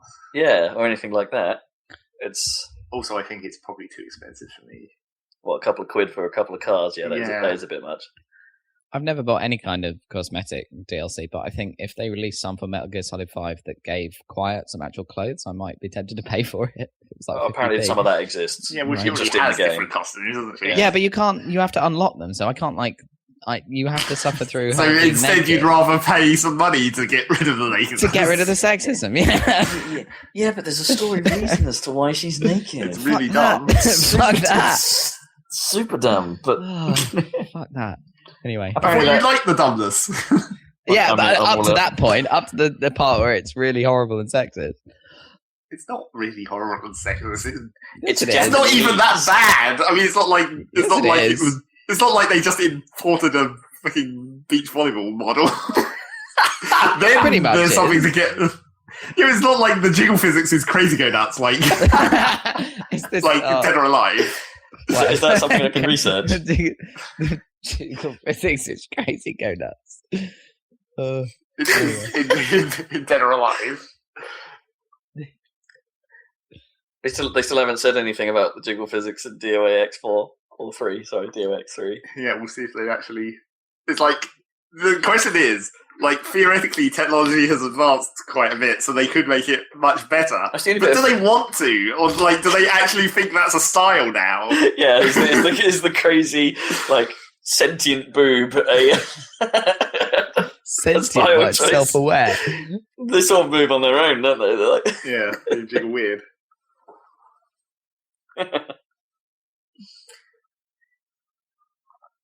Yeah. So, non-gaming news that I thought might be interesting. Have you seen that trailer for that Indiegogo-funded film, Hardcore? No. Oh, maybe? No. It's an entire film shot in first person. Oh, I have seen it. Yeah, it looks crap. Well, I don't know, a bit of me is kind of like, yeah, well, it's made on a budget, obviously, but what they've achieved on that budget seems kind of neat. There's some neat effects in there. Yeah, totally. There's neat effects. I just think. I might enjoy it. Well, it's to be enjoyed in the same way that you enjoyed Crank. Yeah, it's just a crazy ass ride. Crazy ass ride. Crazy ass ride. Yeah, a ride for your butts. We haven't talked about the stupid Rockstar thing that happened. I watched that. Yeah, I watched it. That was the next. I didn't watch it. Is it worth That was watching? what I was going to end on. You know what? It kind of is. It's like, okay, the internet kind of blew up about it in a very negative way. So it has stirred up a bit of discussion, not only from fans or video game pundits, of which I think a lot of people have gone into it very defensively inside of, video games. But actually from the Rockstar devs themselves being somewhat, this didn't happen. Yeah, this is completely bullshit. Yeah, of course it is, because they wouldn't tell the BBC anything. Yeah, well, actually, it's their own fault. This is where it gets weirder, because the program starts with that little bit of white text that basically says this story. They up front say, look, we've changed the timeline. Things didn't quite happen like this, but we've built this story out of talking to people and having interviews with those involved. And that's what they say. Like if that did say that, it said we built this story out of court records. Is what it basically said. It does specifically, because I went back and checked. It does say and interviews with those involved. Like, it doesn't say what that means. Like did they talk to just the people in the courtrooms, or did they talk to? As it turns out, no one from the original dev team appears to know anyone who was approached. Like, not even refused because of the whole Rockstar suing them situation, and blanket said, no, look, I'm not allowed to. They don't know of anyone that was actually approached by the production team. So it doesn't appear that Rockstar was actually really, had any influence on this. Which may be for the best, I suppose, from, if you're making a documentary, maybe you don't really want them to try and influence the story. Well, a docudrama. I think you probably want to know some details about the story. Yeah. It's it's really interesting because I kind of want to know where the info came from. So, there are some obvious problems. Like, the timeline is properly messed up in terms of what happened when.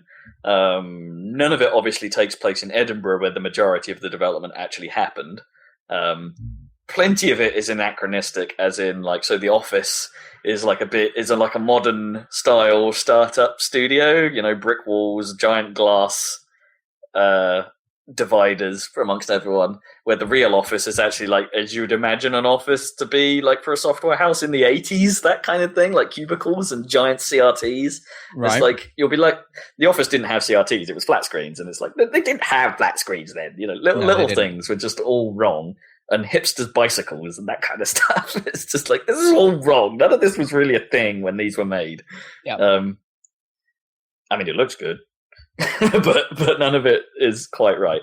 No. But in a weird way, when you start digging into this, the things people are complaining about aren't actually the important bits. So one of the major complaints is that Jack Thompson, to some degree, is portrayed slightly more sympathetically than I think the video game community would have liked. Right. Because, he was an asshole. He was mental.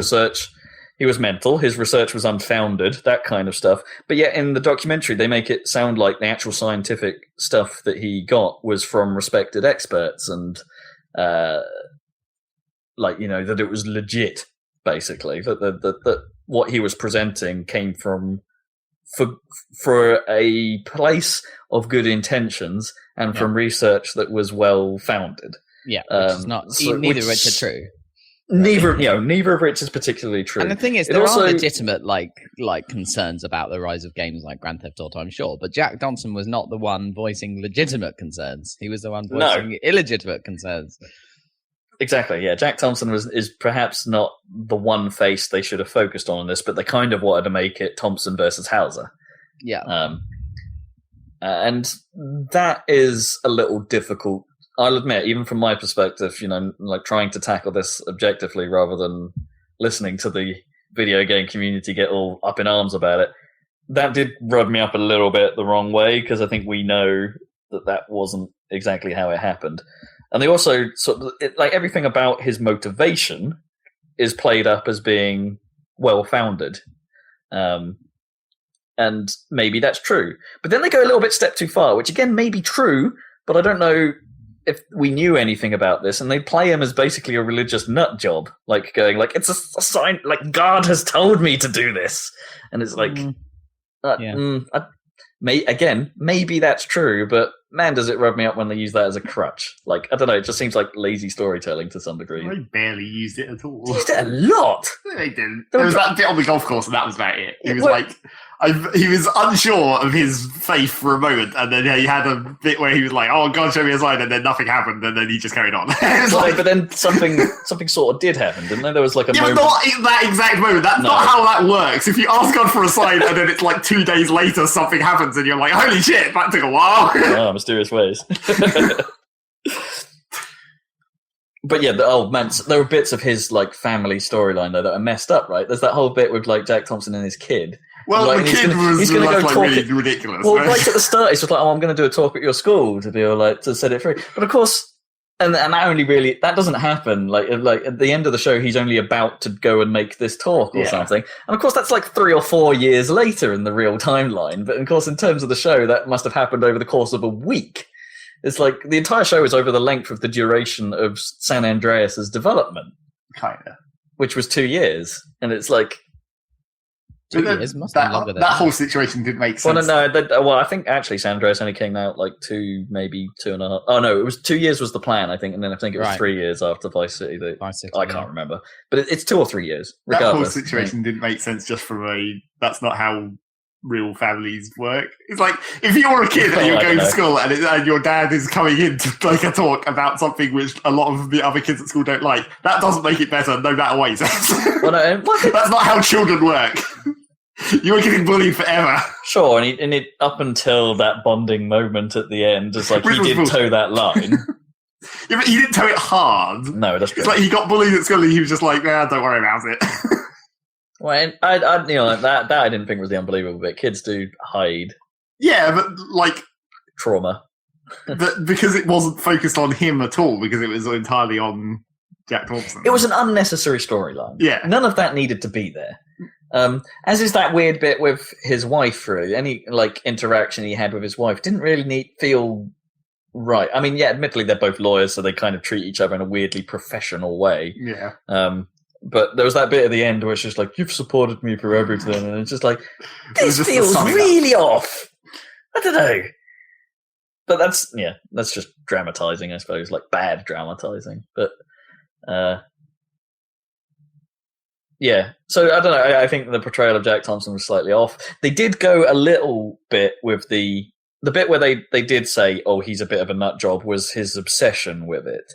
In that, he couldn't hold back from sending like basically I don't know, defamatory emails to everyone saying like you're siding with the devil or whatever, or like how dare you sort of conjoin with these liars to a judge. Well, that's where that kind of thing, and it's like, okay, yeah, he is a bit he's stupid, but that's where it didn't mesh, because it was like they were showing him in a like less ridiculous light than he actually was, but then they were essentially just using the actual emails, so it didn't look right when he was like calmly sitting there typing these things and then just sending them off and then be like, well, I guess I should have done that.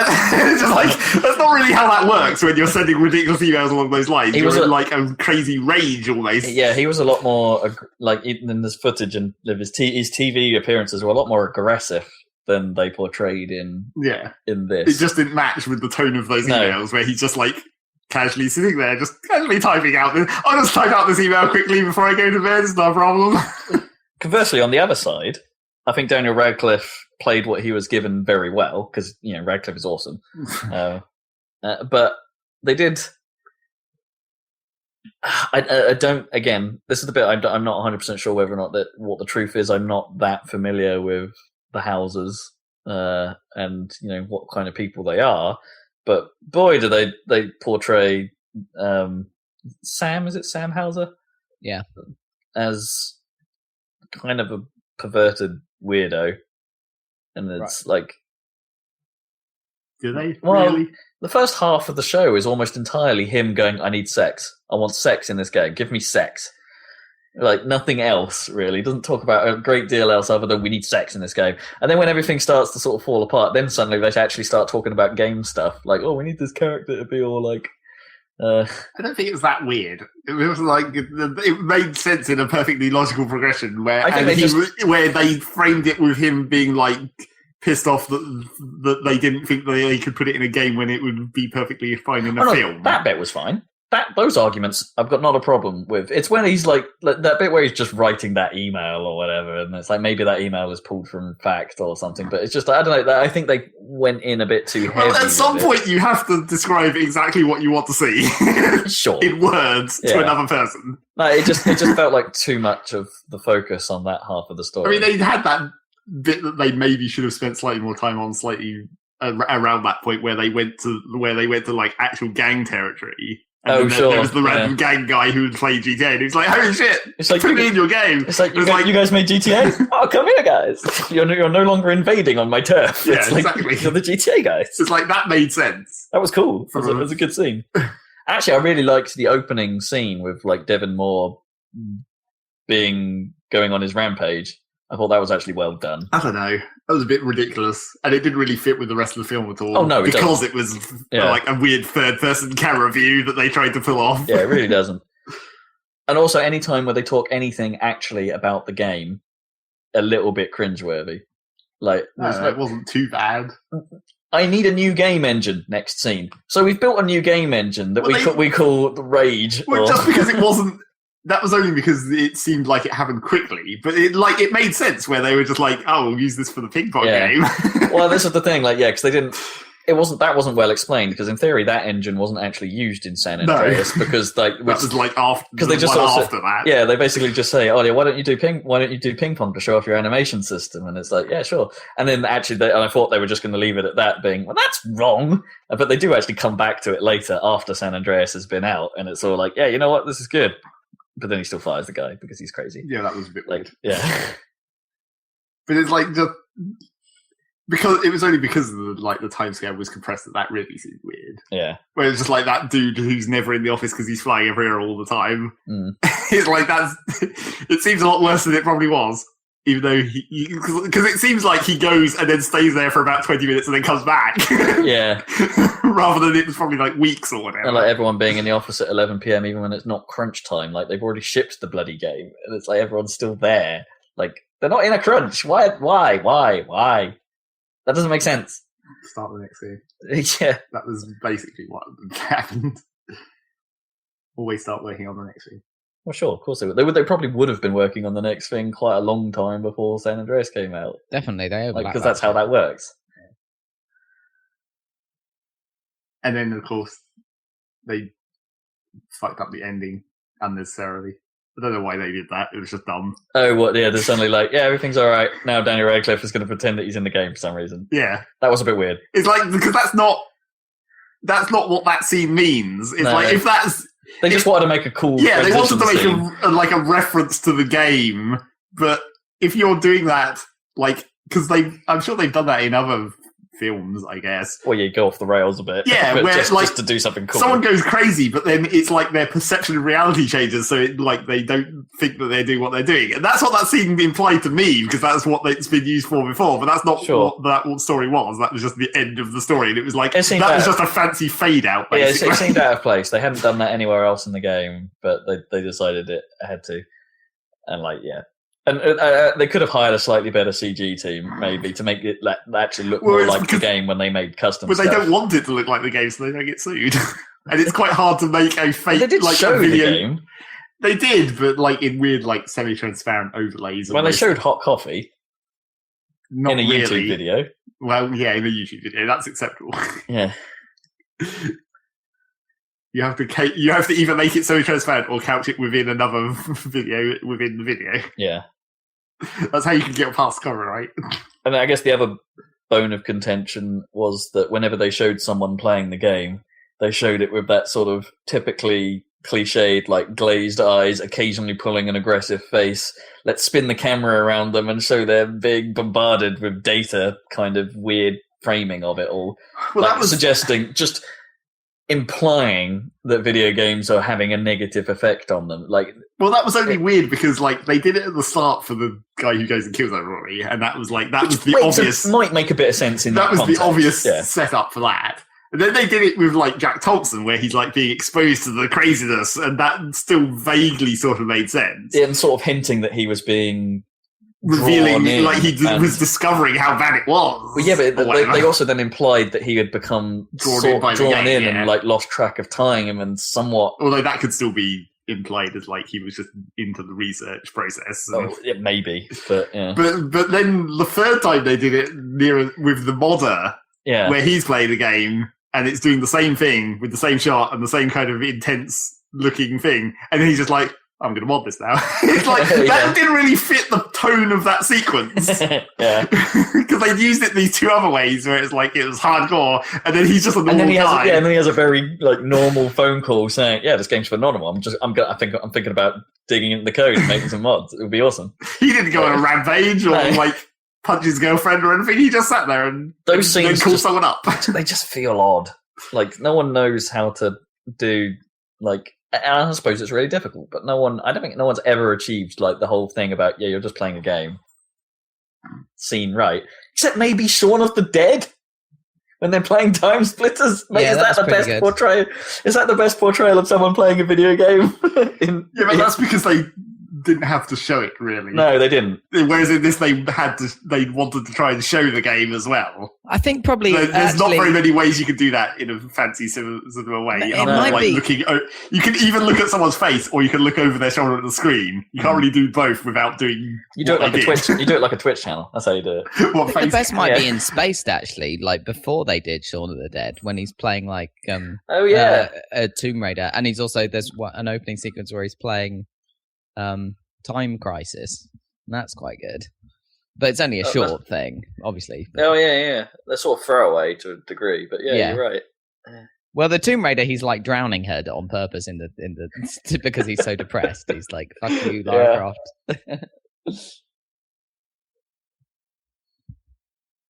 Maybe it's just Edgar Wright. Anytime Edgar Wright touches video game stuff, he does it well. He does it right. Does it work? Oh man, maybe you're right. Noam has been going on at me recently, going, "We're overdue for a Scott Pilgrim." I think we probably are. It's time, is it? We're overdue. We need to watch it again. Wait for me. We don't have that film. Well, we got through Star Wars eventually, so yeah, we did. Oh, I've got a new one that we have to watch though. Apparently, because my podcast recommended it to me. I was listening to it this week, but apparently it's like The Room, but like worse and better. Like what?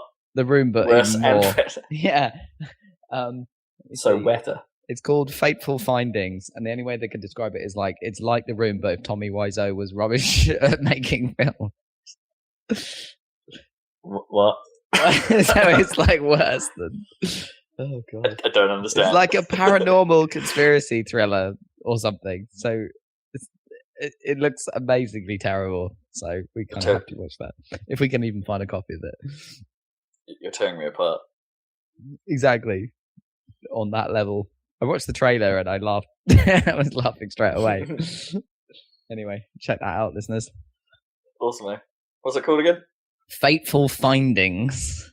Okay. Contradiction. And that's news. Oh, well, apparently Horizon did our video games really bad for us thing. I've got recorded, so maybe we can watch that tonight, but I haven't got around to seeing it. Yeah. Generally, I read the news story that came out before it that was about it, and I was like, okay then. They basically summed it up in one sentence, right? Because that's what you can do with every Horizon. Every Horizon, yeah. It was basically they summarised what you might consider like the 3 parts of the show that they're inevitably going to do. Where it's like, oh, this guy is doing this experiment, and this guy is doing this experiment. And so I read that, and I was like, okay, good. I got the gist of it. I guess maybe I can watch it at some point. Yeah, maybe we'll watch that. Maybe. Also, Zach and I watched an episode. Well, we watched an episode of Video Game Nation, just challenges video game weekly show, and that has Mr. Pointy Head. He used to do the Inside Xbox stuff back on the 360 days. Is the host of it, so he can work. Oh, good for him. Yep. Mr. Pointyhead. For Denmark. So, my question is, what have you been playing? Whatever you've been playing. Who wants to go first? Yeah. Like, I could go. I've done the stupid Metal Gear. You could go. Yeah, demo. let's have Dan. Yeah, let's have Dan. Well, we were already talking about Metal Gear, so yeah, I played Ground Zeroes. And I listened back to you complaining about Ground Zeroes as well.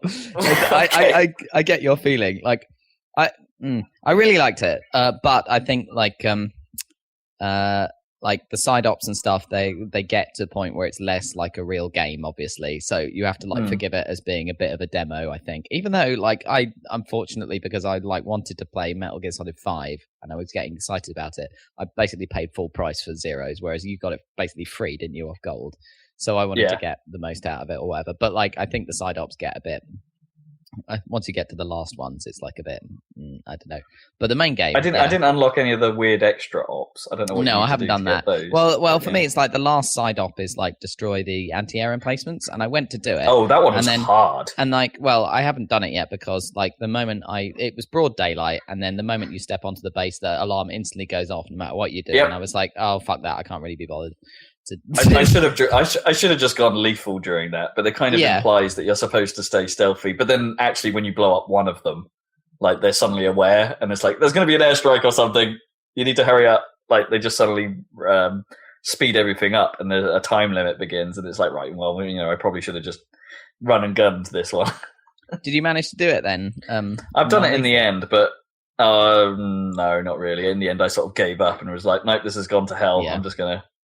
And there were just ways that the enemy troops are organized that makes that practically impossible to do non-lethal. Yeah. It's like three guys just standing right next to the emplacement, and it's like, well, if I trank one, then the other two are just going to wake him up. Notice, and I can't get all three with the equipment I have. Yeah. So that's the thing. I like playing non-lethal and stuff, and I could do the main mission really nicely that way, and some of the the side, the number one side op of eliminating the two guys or whatever. That's a fun one. I like that.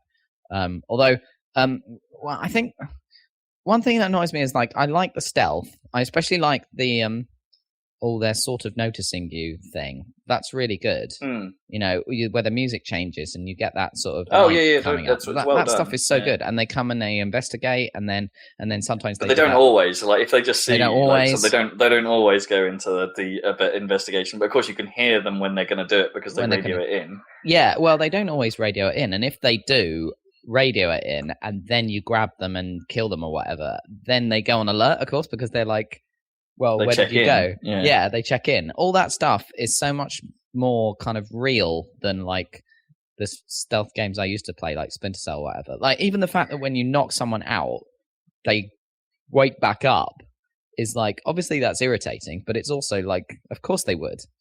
All that stuff is so much more real, and the open worldness makes it more kind of visceral and real than those kind of. I know what you were describing of 4, and I liked that. Splinter Cell, it's this is the environment, this is the pattern of them walking and stuff, and then if I knock him out, don't get me wrong, I understand that. I understand that there's definitely more systems at play, and there's definitely more realistic and unpredictable systems working with each other. But I'm not convinced that makes. When you're trying to do a totally hidden run and something unpredictable happens, that is the most frustrating thing in the world. Sure, but I think it gives you, the fact that they don't notice you instantly necessarily is really good, because you can react before it goes cling or whatever, which is really, really good. Whereas in other games, like in Splinter Cell, if they spot you, that's it. Or for example, so it's totally binary. Whereas I really like that there's this kind of they're noticing you thing, and I like that the base is open enough that you can kind of spot most people with your binoculars before you. Not always, obviously, but you can if you prepare, you can actually But there's plenty of places where actually you putting your head out to use your binoculars will get you seen. Especially when you're in the main base, Yeah, the main base is harder, but But the thing is, there's a few things so I don't find the actual the mechanics are generally good, and the shooting and everything is actually quite good, but the actual. Nice. The movement, I think it might be the dead zones on my sticks or something, but I find it like not as nice as it used to be in Splinter Cell in terms of the analogness of the movement. Because for me, it goes into like full speed crouch walking a bit too early. Yeah. And I can't seem to adjust that. I don't know if it's a dead zone thing on this, but that wouldn't be. But like for me, it's quite hard to move slowly and quietly. I've heard that actually by default in Metal Gear 5, they're even more perceptive to you. Like because if I wanted to sneak up behind someone, it's like if I was, I would crouch walk, but I could do it at full speed and they wouldn't notice. Right. Yeah. But now in 5 you can't do that apparently, unless you get like a suit upgrade or something like that. Well, that's fine by me as long as they've made it easier to do, because I quite like that feeling of having to hold the analog stick halfway in order to creep. Like, there's a tension to it. Yeah, right? I like that. It's like in Mario 64, you had that mechanic. Creeping past the sleeping piranha. Exactly, and I've always liked that. But for me, that doesn't feel quite right. And also, like the cover, you'll pop into cover, as it were. You'll put your hand on cover to show you're in cover, like when you're stuck up against it. For me, it's not quite sticky enough. So when I'm going to the edge of something I'm in cover in, sometimes I just move out into the open. And I'm like, no, I didn't want you to do that. And that's annoying me. So I'm hoping that is tightened up in 5. Yeah, I had that problem. I found it difficult sometimes to get it to stick.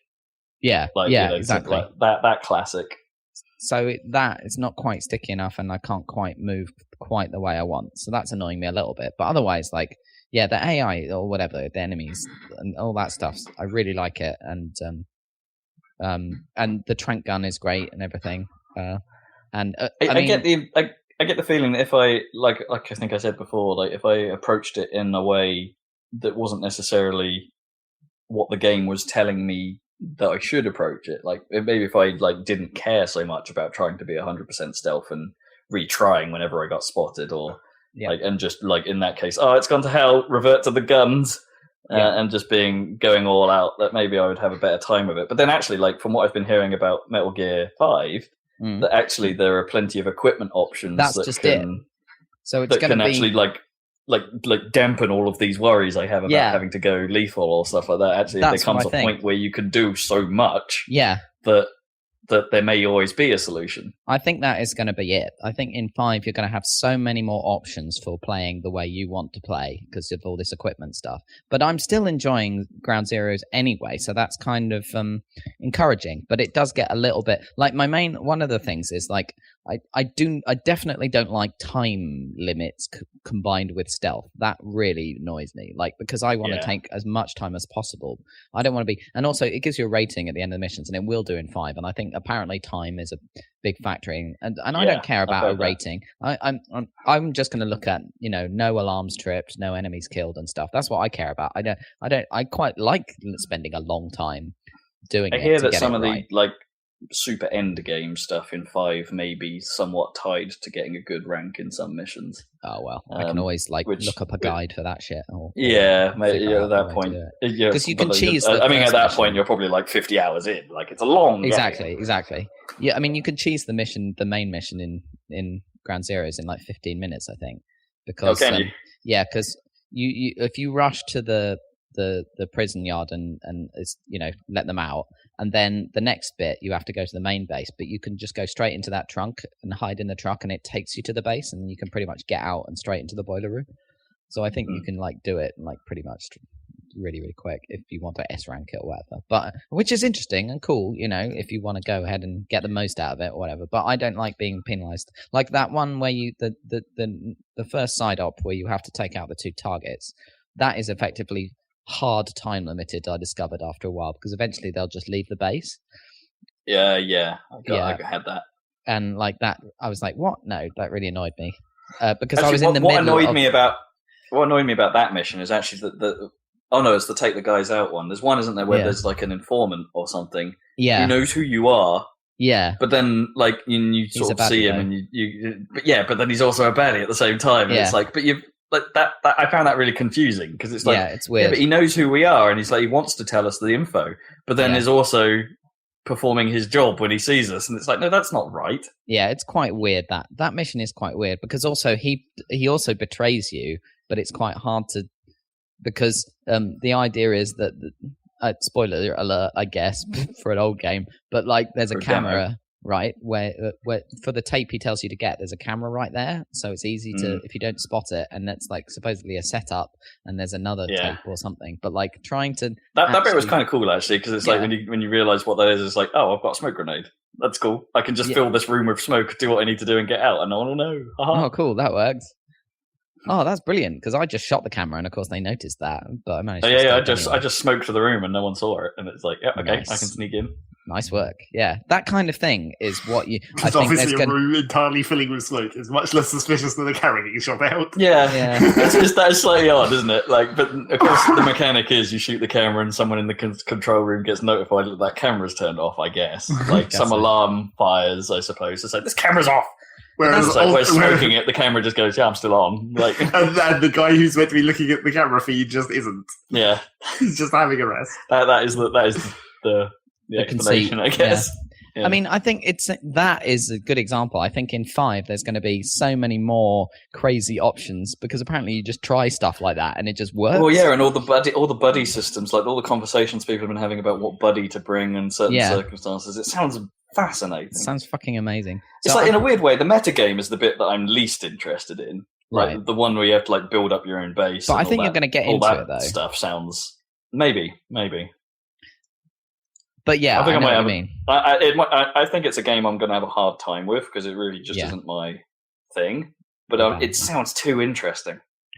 It's got to be done. I'm staring at the Steam page right now. It's like 46 quid. I'm like, yeah, it's a lot for a PC game. That's a lot. I don't care. It'll be worth it. But I mean, obviously it'll be cheap later. But I'm not going to. Well, I suppose it works out on the Rob pound per hour ratio. Oh, it definitely will. But yeah, and also the other thing is like, because I was getting annoyed in knocking people out and they'd wake up. So I'd do the naive knockout where you just slam them to the ground. And after that, they wake up after like 5 minutes. And because I'm going slowly, that's quite quick, or even quicker than that. Actually, it's like 4 minutes or something. But I went and looked up the differences. Right? Yeah, the chokehold is good. And the best is like combo tranking, where you the combo one's actually pretty, obviously tranking is even better, but like the combo one's pretty good where you go bash. You like tap the thing really fast, but you have to be behind them, or you have to be next to them without pushing forward, so you have to get right up behind them and stop and then quickly squeeze the trigger multiple times to do a combo, and that'll knock them out for a long time, because you can tap to do the quick choke, can't you? Like if you're that's how you're supposed to do it, right? When you want to choke them out, you have to tap the button anyway. Well, you hold, don't you, to grab them, and then you tap. You release and tap quickly and tap to choke, yeah. But I'm talking about like without holding them at all, just going up next to them and like bashing them. So that works. But like, didn't know about that. I thought the game was pretty bad at teaching you, like at least in Ground Zeroes, it doesn't really teach you about how CQC is supposed to work. No, it doesn't. And there's lots of options. Like I went and looked them all up, and it's like, oh, okay, this makes sense. But like, I don't think it's going to be, because there were moments where I just wanted to get into like a fist fight and like disarm a dude, or like like this is the best solution to this circumstance would just be to knock this guy out with my fists. Because it has a whole crazy hold up system. Did you even know that? You can put your gun at people and they'll put their hands up and stuff and like all kinds of crap. If you catch them unawares, you can do that and then just come up to them and then deal with them. Yeah. Yeah. But I never had that. I never had that happen because they all would just go into spot state if I did that, and it's like, all right, maybe I don't quite understand how this works, or I don't think the game did a very good job of teaching me that stuff. No. At least not in Ground Zeroes, and I hope they do a better job in 5 of that stuff. Hopefully they'll have more. In fairness, Metal Gear has always been bad at that. 4 had actually quite a lot of CQC-based stuff, but I never used it because I didn't know how. Right, yeah. It's pretty cool that they put a lot of detail into the CQC. Obviously, this has been a feature of Metal Gear for a while. Of course, I've never been aware of it, but like they have a dude who does the ninja shit or whatever, who mocaps or everything, and is like the consultant guy or whatever, who's been working on Metal Gear for like 10 years or something. Yeah, I think he got involved since 3, I want to say, is when he started doubling down on this stuff. I think that's right, yeah. But yeah, I mean, but I'm not going to be so worried about people waking up in the future because they'll probably all be Fultons back to Mother Base in the main game, or at least the ones who have any decent skills. That whole system sounds nuts. It's totally nuts. Like the bit that worries me the most actually is the adaptation, like how bad guys adapt to your tactics. Like if you're too reliant on headshot tranks, they'll all start wearing helmets and armor, and you can't trank them anymore. It's like, oh god damn it, what do I do now? Yeah, that actually was a feature of Splinter Cell at one point. I'm pretty sure. Yeah, but still, yeah. So I think you're going to hear more of that from me, but I don't think I could. I don't think I could be bothered to play the I wouldn't get too into Ground Zeroes. It doesn't seem that there's nothing really depth there. Yeah, no. I think it's better to just dive into the main thing because it's going to take long enough. So, I mean, if you've seen the main story stuff in Ground Zeroes, that's all you need. Yeah, exactly. And have you rescued Kojima? Yeah, I did that. Well, I didn't. I've done all the side ops except for the artillery. Yeah, and I'm not going to get anything out of the extra ops anyway because I'm not a Metal Gear guy. No. So, yeah.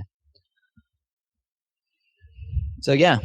I think I might enjoy it as long as I don't care, and that to me is a tricky thing to achieve. Like because I want to do well, but I need to kind of just I'm not going to be getting any A ranks or anything.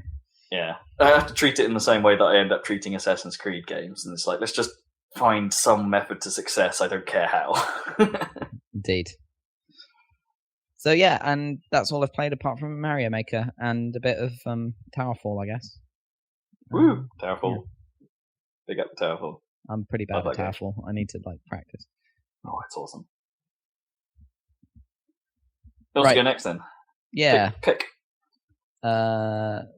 Should we have some Zachary since he hasn't been talking for a while, and then bring it back with Rob at the end?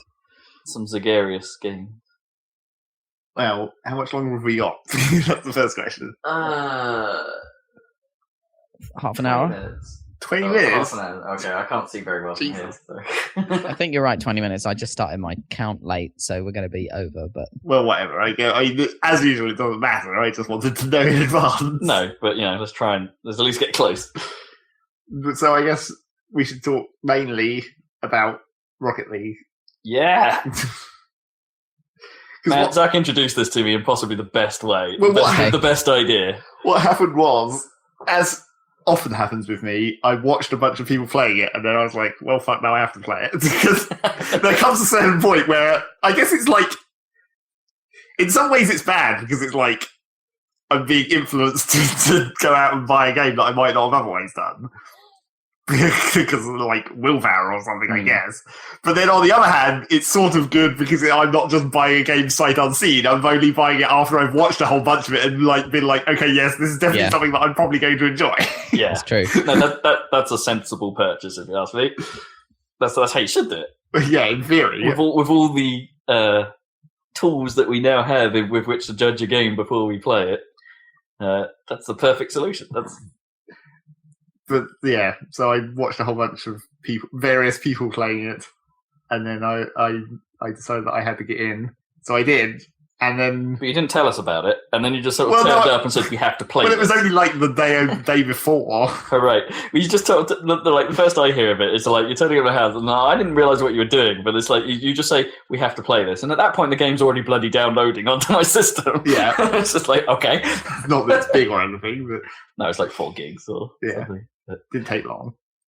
But yeah, Zach had the awesome idea of well, you've got 2 screens. This is and you have an NVIDIA card, so we could, and it has vertical split screen as an option.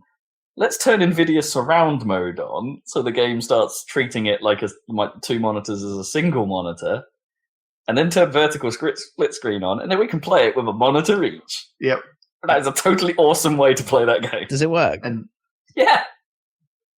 really bloody well.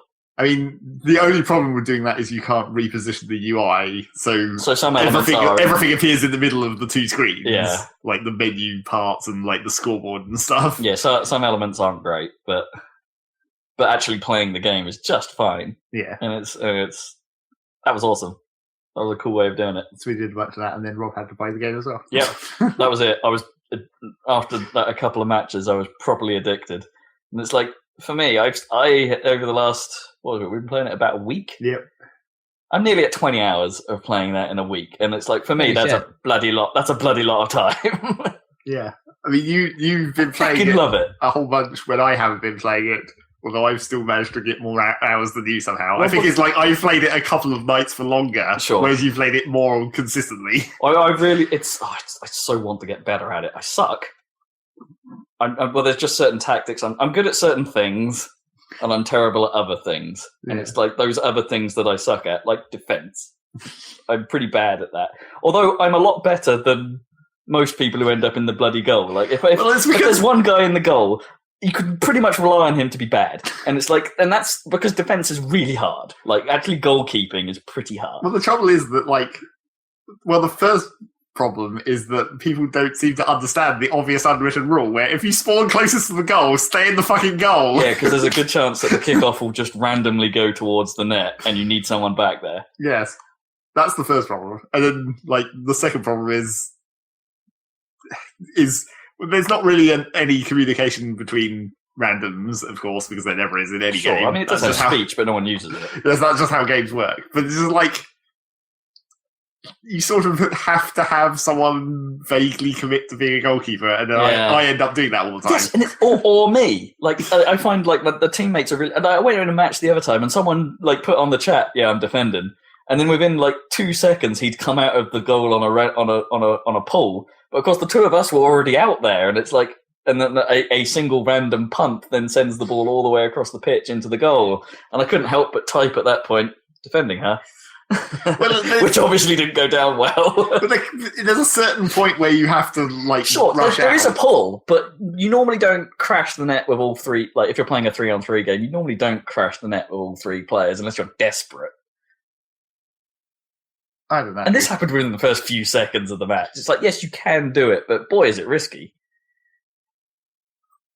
I don't know. He just came out, and there was no need for him to come out. It's not like we were on the best push. All of their players were back. It's the chance of us scoring was slim. Well, the problem I have... And it's those moments where someone makes a poor call that are frustrating, but that is the game, in a way. It's it's people making calls. And the problem I have with playing defence is that the thing that I need to get better at from playing defence is, I either end up... you can just stay in the goal, but then there's no chance for you to do rushes, because it's really when the ball is way up in the enemy's corners, you want to be on the halfway line almost. So if it bounces across, you can boost in and get it. Yeah, but then that's risky as well, because then you have to get better at boosting back and getting to the goal just in time. And turning around and then having good enough awareness to actually react to what you need to do in time. Yeah, that stuff is really hard, and that's where I suck the most. If I do decide to come out and then suddenly go, nope, that was a bad call, I need to pull this back, or what's happened up front hasn't exactly gone the right way. It's getting back in time and then making the save it's super difficult. And then the other problem that I have, the other thing that I'm not good at is not going full speed. Because basically I just drive in circles, because I feel like I just want to maintain as much momentum as I can, so that I can transition into maximum boost speed with minimum amount of boost. Sure. So I just drive in circles, or just drive in figure eight on halfway line, waiting for the ball to come out. But then that most of the time means that I'm not actually facing in a good direction when something happens. So your reaction speed is slower. But then stopping seems too risky as well, because then you're accelerating from a standstill and you're leaving yourself open to being hit. Tackled, yeah. So I haven't really worked that out what to do, and that just screws me as well when I'm under the ball, because I don't. It's a trouble with ball being cam. Under the ball is really just difficult at the best of times. Oh yeah, and it's a trouble with ball cam really, because you're looking up at the ball and you can't see what's around you, so that makes you feel like you don't want to stop because you know that other people are going to be there. Yeah, when I'm in goal, there's the delicate blend of switching between the two cameras, just to be able to see what's going on and trusting what's on the floor, so you can see where everyone else is. But then that moment where it sort of crosses the net at an awkward angle, and it's oh god, I'm going to need ball cam to line this up. But then you miss something important, and it's oh. It's I wouldn't mind turning ball cam off so much if the arrow pointer that there is that points to the ball had a range indicator on it as well. That would be useful. Because it's really... I mean, I turn it off when I'm the only time I turn ball cam off is when I'm lining up to get a boost. So I know that I'm driving directly towards the boost pad. Okay.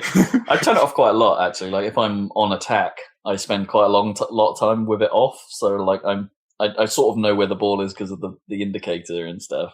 And but if I'm lining up, a rebound or something, I kind of want to know where everyone else is in compared to where I'm traveling more than I do the ball. And it's like, and that works out actually quite well. There is a trick to it, and it's like, I think it's going to be different for every player, like what they prefer. But it's that managing your camera is enough of a skill requirement. I think the default camera is a bit dodgy in any way. And the trouble is that, like... Well, always points in the direction of travel. Well, yeah, that's one of the problems. I think it could do with, like, a bit of lag or something. Like, so you could start turning, but the camera wouldn't follow immediately. Or what, like classic arcade style. Yeah. Because it's a bit extreme when it's, like, locked hard onto the back of your car and you're like, whoa. Yeah. I think just swinging backwards and forwards wildly. Yeah, I think you're right. And the trouble with it, really, is that, like... It could have done with a separate set of sliders for like ball cam and non-ball cam, so you could configure range and stuff differently for each. Yeah, that would be good because I have been toying with the camera controls, and I'm playing a bit better now that I've moved the camera quite a long way away from the car. Right. So I get a little more like perception of the grass around me. Yeah. It's like things have got a little bit easier since I've done that. It's even sort of easier when you drive up the walls and stuff because the camera seems more willing to go through the transparent barrier. Yeah. So you end up with a little bit more perception of where you are in relation to everything else, and it's like that seems to have helped for me. But it's nice that they put all those options in for like customizing the camera position anyway. Yeah. It's like that's kind of unexpected and neat that it's there. And also, I'm not sure whether I should start ramping my FOV up again because I turned it down initially to 75 because that's what I'm used to from like Team Fortress because I thought it was making me kind of feel ill when it was on its default of like 90. But I'll turn mine up. You just need more. Yeah. You just need more view. You need more vision. But I'm not sure because the trouble is that the FOV actually also affects the camera position to some extent. Like it actually moves the camera back as well. It'd be awesome if they officially supported like 3 monitor multi-mon. So they have like the 2 screens as like a wide angle, but everything happens by default in the middle. But then use the 2 as like the extra screens you would attach to a racing simulator or something. Well, surely that's just how that works, right? If you set the resolution to spread across 3 monitors, maybe, and set the FOV high enough to compensate. Well, your UI would be mental because your boost indicator would be on the far right of the far right screen. Well, when do you need to see that, really? I guess it's an awesome game. It's so much fun. It's like it's not the most polished in places, but it's whether it goes good or bad, it mostly behaves very, very well for a multiplayer game. You know, it's like lag is almost imperceptible. Well, when you're playing somewhere there's no lag. Yeah, as soon as there is lag, you notice. Yeah, and I mean there are times when lag hits, it affects your movement and it becomes real obvious. And there are times when watching replays where it does look like the ball has behaved a little weirdly on the bounce off some player, or appears to have bounced off nothing on occasion. But that is so rare that it's they've done a pretty good job, I think, with that stuff. Nice. And you play against PlayStation people. Yeah. Oh, cool. Cross-platform. It's full-on cross-play. Although you can't look up a PlayStation player, I don't think. You can't friend list them or anything like that. Or well, I mean, you probably could if you turned on your PlayStation and just started entering usernames from the game. Yeah, maybe you can. Because presumably it's just pulling their network ID. Yeah. Yeah, good question. But yeah, it's cool. I just kind of as I said before, I want more pictures. I want more cosmetic stuff. I want some of the stuff that you see all the time. Basically, I would quite like to be a little bit more variable. The goal explosion, which is awesome. I like the goal explosion a lot, but it'd be nice to have a few of them. Or team customization is something Zach and I have spoken about, like whether or not, because it's always blue versus orange when you're playing online games, but in the single player stuff, the teams have a bit more of a different colours. Yeah, and then they try and put a personality on them and stuff like that, team logos and stuff like that. And that would be nice if that could somehow transfer into the main game. Maybe if you're playing team ranked or something where you need a party of 3 people, perhaps that means you can assign an identity to yourself. Or yeah, because that would really cool. Obviously make sense from the esports idea. Yeah, to actually be able to have team icons and stuff imported into the game somehow. Yeah, that'd be really neat. none of it. Well, I say most of it's already there. They just need to need to make it possible for online play. I mean, I still think it's kind of weird how you have when you do ranked, you have 3 versus 3, and then you have solo 3 versus 3. I think that makes sense because that means you don't end up getting clan stacked. You know, well, yeah, in a game where you're not in a. It makes sense. Apart from 3 versus 3 should actually just be separate as a team 3 versus 3, and you have to make a team. Then it would make perfect sense. But that is what the normal 3 versus 3 is. Yeah, but no, because you can go into that by yourself and you randomly assign into 2 other people, and it's just like it's not forcing you to have a pre-existing party or whatever. That's what you mean. That you would like there to be a forced 3v3, like where you have to have partied up. Yeah, like make it all like. I mean, it would be ridiculous to do it like this, but make it so that the ranking is based on that specific group of 3 people. Because I mean, that's how StarCraft does it for their multiplayer games, where it's just like your ranking is based on literally the other person you're partnered with. You get a ranking for that partnership or whatever. Yeah, that would be awesome. I'd be on board for that. This is the team. But then how far do you go with that? Do you allow for substitutions and stuff like that? You actually have a 4 or 5 member team, but it's okay, I mean, presumably if you played with someone else, you'd just start a new ranking. Yeah, sure, but yeah, I do wonder if But yeah, that's a lot of data that is mostly useless, especially if it still operates within the same system of you could just join a random match and then you'd be playing with people that you'd never play with again, so that ranking would be completely pointless. Yeah. I would really like to see that. Yeah, actually forced partied team ranking. That would be cool. That feels like what that game should be designed for in a way. It's football. It's about the team. Yes. Fucking awesome. And it's nice to see that, as we mentioned in the news earlier, it's nice to see that it has been selling well, despite the fact that it was you could argue that most of its popularity and most of its exposure has come from being free on PS Plus. A bit of me wonders if it would have done well at all if that hadn't happened. In the same way that super acrobatic rocket powered battle cars didn't really do well.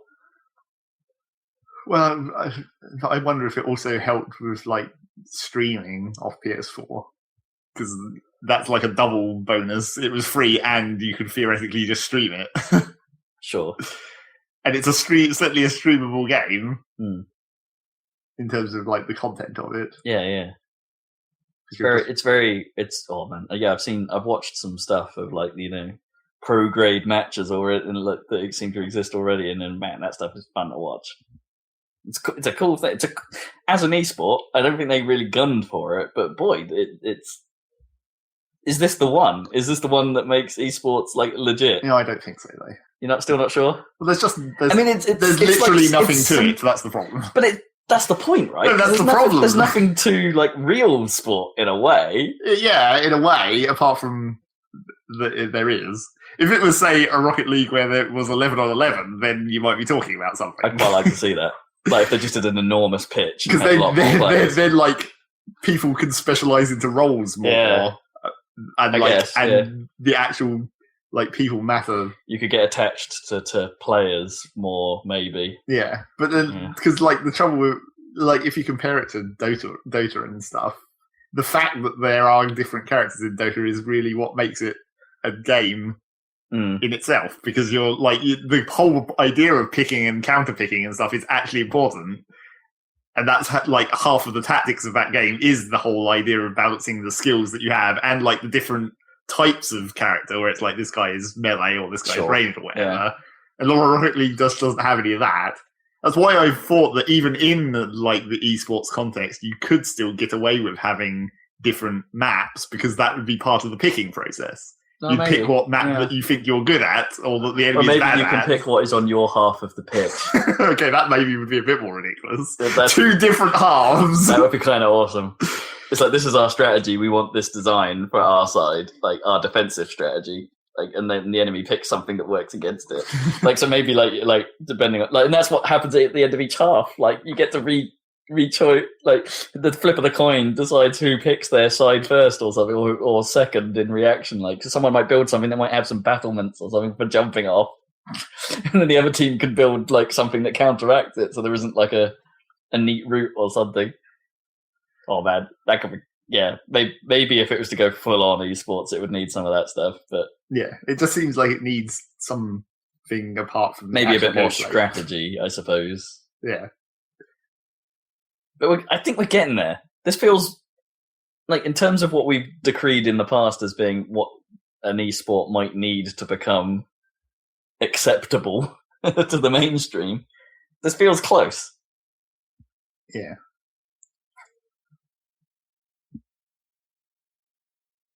It's a weird thing. Like, I think it surprised everyone just how. Just how much it's been adopted and loved and has hooked people. I'm surprised. I really didn't think I would be this into it. I was confused by all the discussion. It's like, seriously? People have tried making car football in games before, and it's never worked. No. I mean, there was some kart racer on the Mega Drive, I'm sure, that tried it. That's the first memory I have of there being a car football game. And it was just garbage. And it's like, they pulled it off. Kudos. Yeah. So anything else? I inevitably, because we talked about it last week, in a very similar way to me watching videos about stuff. If we talk about something on the podcast, I went and played some Open Transport Tycoon again. Yep. Because I had played that for a while. Of course you did. Well, I went in there because, well, firstly, I went back to it to see if anything had changed, because they're still working on that project in theory. And, at this point, it's mostly quite minor stuff that's not really noticeable. And they still haven't, I don't know if they're getting close or whether it's still like a long way away, but there's still the whole idea of a complete graphical overhaul that's not, because they've already done the redraw of the graphics, where it's like it's like how it is originally, but the open source, where they redraw all the sprites basically. But they also want to do like the weird like high res version where it looks even more ridiculous. Oh sure, what, the extra zoom in level, or yeah, and that just like inherently means that things will look slightly different. I'm still not sure if that's going to get done, because there seems to be like various overlapping projects where it's like sometimes it's just the higher res art, but sometimes it's also like redraws of like make the building actually look different, not just higher res in the same style or whatever. So I don't know how far that's got. So I didn't bother messing with any of the graphics files. I was like, I guess it still looks fine, still good. But then the other thing I went in to look for in a similar way to what I was talking about last time on the podcast about how a Transport Tycoon has inherent like endlessness because of random. Sure. And how Industry Giant has better industries, more or less. So I was looking through the mod list to see if there was any particular mods that do overhauls for the actual industries. And there's like a couple of big ones that have been around for quite a while. But the trouble is that, I mean, there's these two that I tried more or less are exactly the same, apart from slightly different. It's like they have pretty much the same ideas, just executed in very marginally different ways. Right. Where they like create new industries and modify the old industries to make them like overlap in different ways.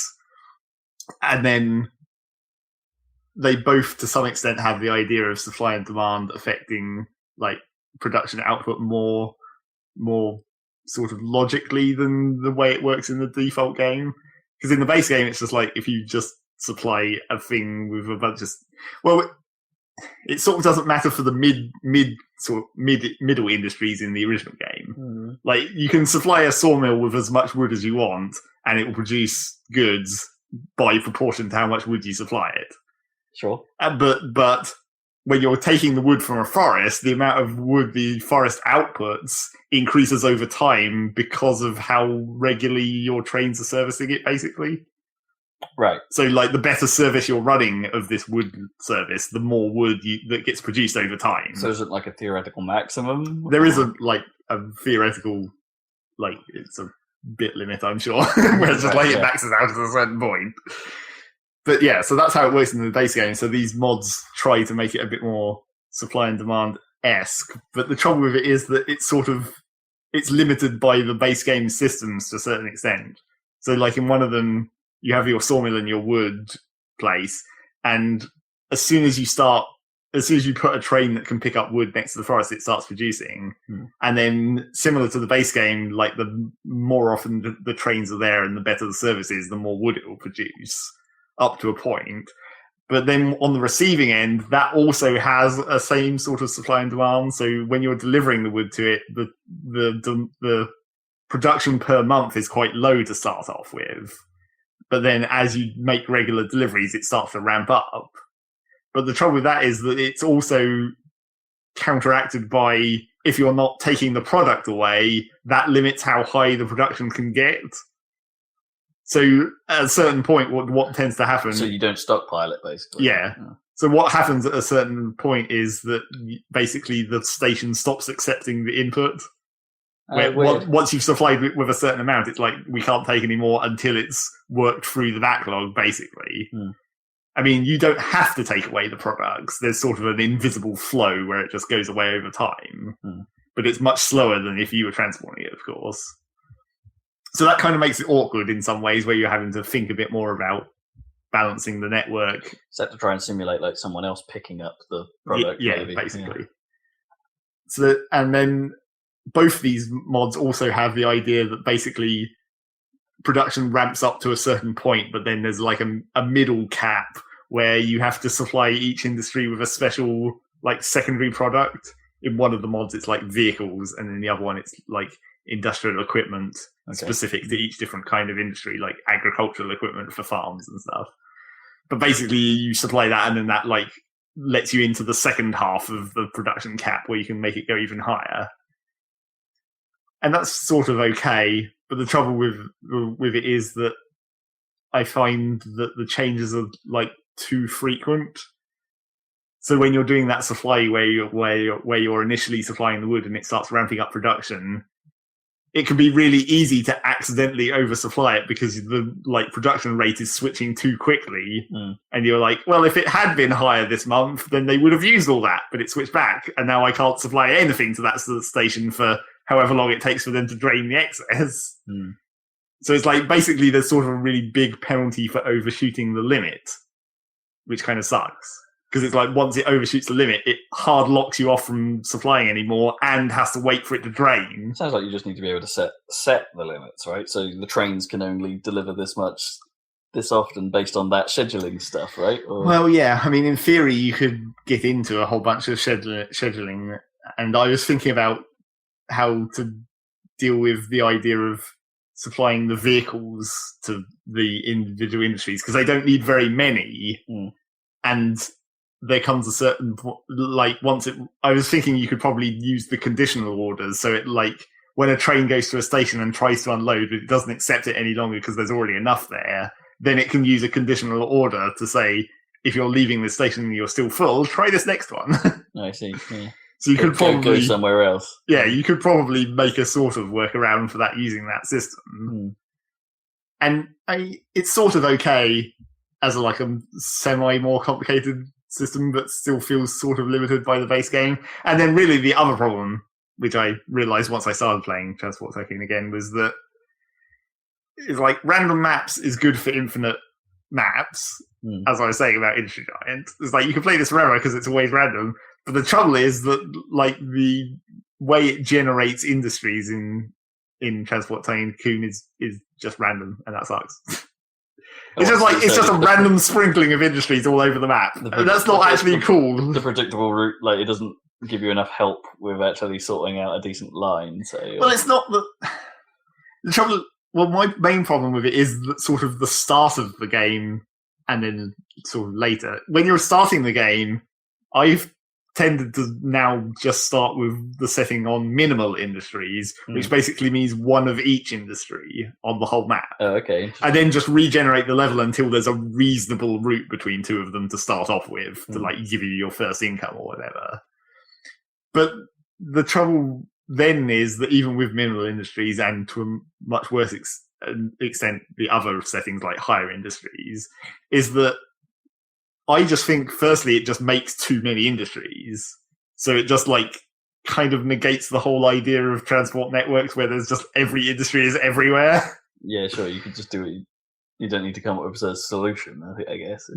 It's like, that's sort of not a problem because you choose not to, you choose not to do the shortest route if there's a lot of industries around. But also, I just think it's kind of ugly and annoying to have all these goddamn industries all over the place all the time just getting in the way. I just want more open countryside. And then there's, that's the thing. Maybe you can write a generation mod. Well, there's various, there was a mod that I'd been playing with before, the last time I played Open Transport Tycoon, that only works for the default industry, so it's not compatible with these other mods. But it changes the generation so that similar industries spawn in, clumps. And, if one of them shuts down, it spawns a new one to keep the number of them more or less the same throughout the game. And that's, good in theory, except what the actual problem is then is that there's not, in the default industries, there's not enough variance. It's if it spawns 6 coal mines next to each other, that's something that you'd theoretically do yourself in the end game of Transport Tycoon. It's you'd have one station and you try and cram as many coal mines next to it as possible to get as much coal going in there as possible. Yeah. So your super fast trains would get as much coal really quickly. It's that's theoretically how you play that game, but it's just that's not really interesting. That's why I wanted those new industries to try and make it more interesting, where it's this is a furniture factory, so you need to deliver wood and glass for some reason. Glass tables, I guess. Yeah, to do combinations. And yeah, I can see that. So yeah, it's at a certain point it's sort of limited by the game. And I was thinking about the ultimate game where it'd be a sort of combination of Transport Tycoon's railway networking, because that's really advanced. Industry giants like products, because it has a lot of options and different ways you can use the same materials. And then you want Factorio, a little bit of Factorio for just you sort of want to be able to build, because the way Industry Giant did adjacent production buildings and stuff, where you could build adjacent production buildings that give a bonus, and you could use storage areas to transport between buildings without having to use any actual network. Basically, it's mystical teleportation. Yeah. It's if you could have sort of that, but in a Factorio sense, where you could build sort of industrial parks, where you could build the individual buildings and then build internal roads between the buildings. And then like have your train station in the middle where it's like this is the shipping out point. If you could sort of combine all those things together, that would be how I'd think of you making a modern one of these kind of games. There's a question of, is that too deep, or would you have to simplify all three of those systems to make it work? Yeah. Interesting. Interesting idea. Zoom in. You wouldn't. That is sort of the major problem of even that idea, is that if you were on the scale of Open Transport Tycoon, the number of factories would be too big for the size of the cities and the map. Once you get into the idea, I mean, even when you're at the end game and you're building 6 coal mines next to a train station, and then you've got a fucking 12-lane station that's 10 squares long or whatever, that's gigantic. That's bigger than a town, and it's just a railway station. Yeah. It's the scale is kind of fucked. Yes.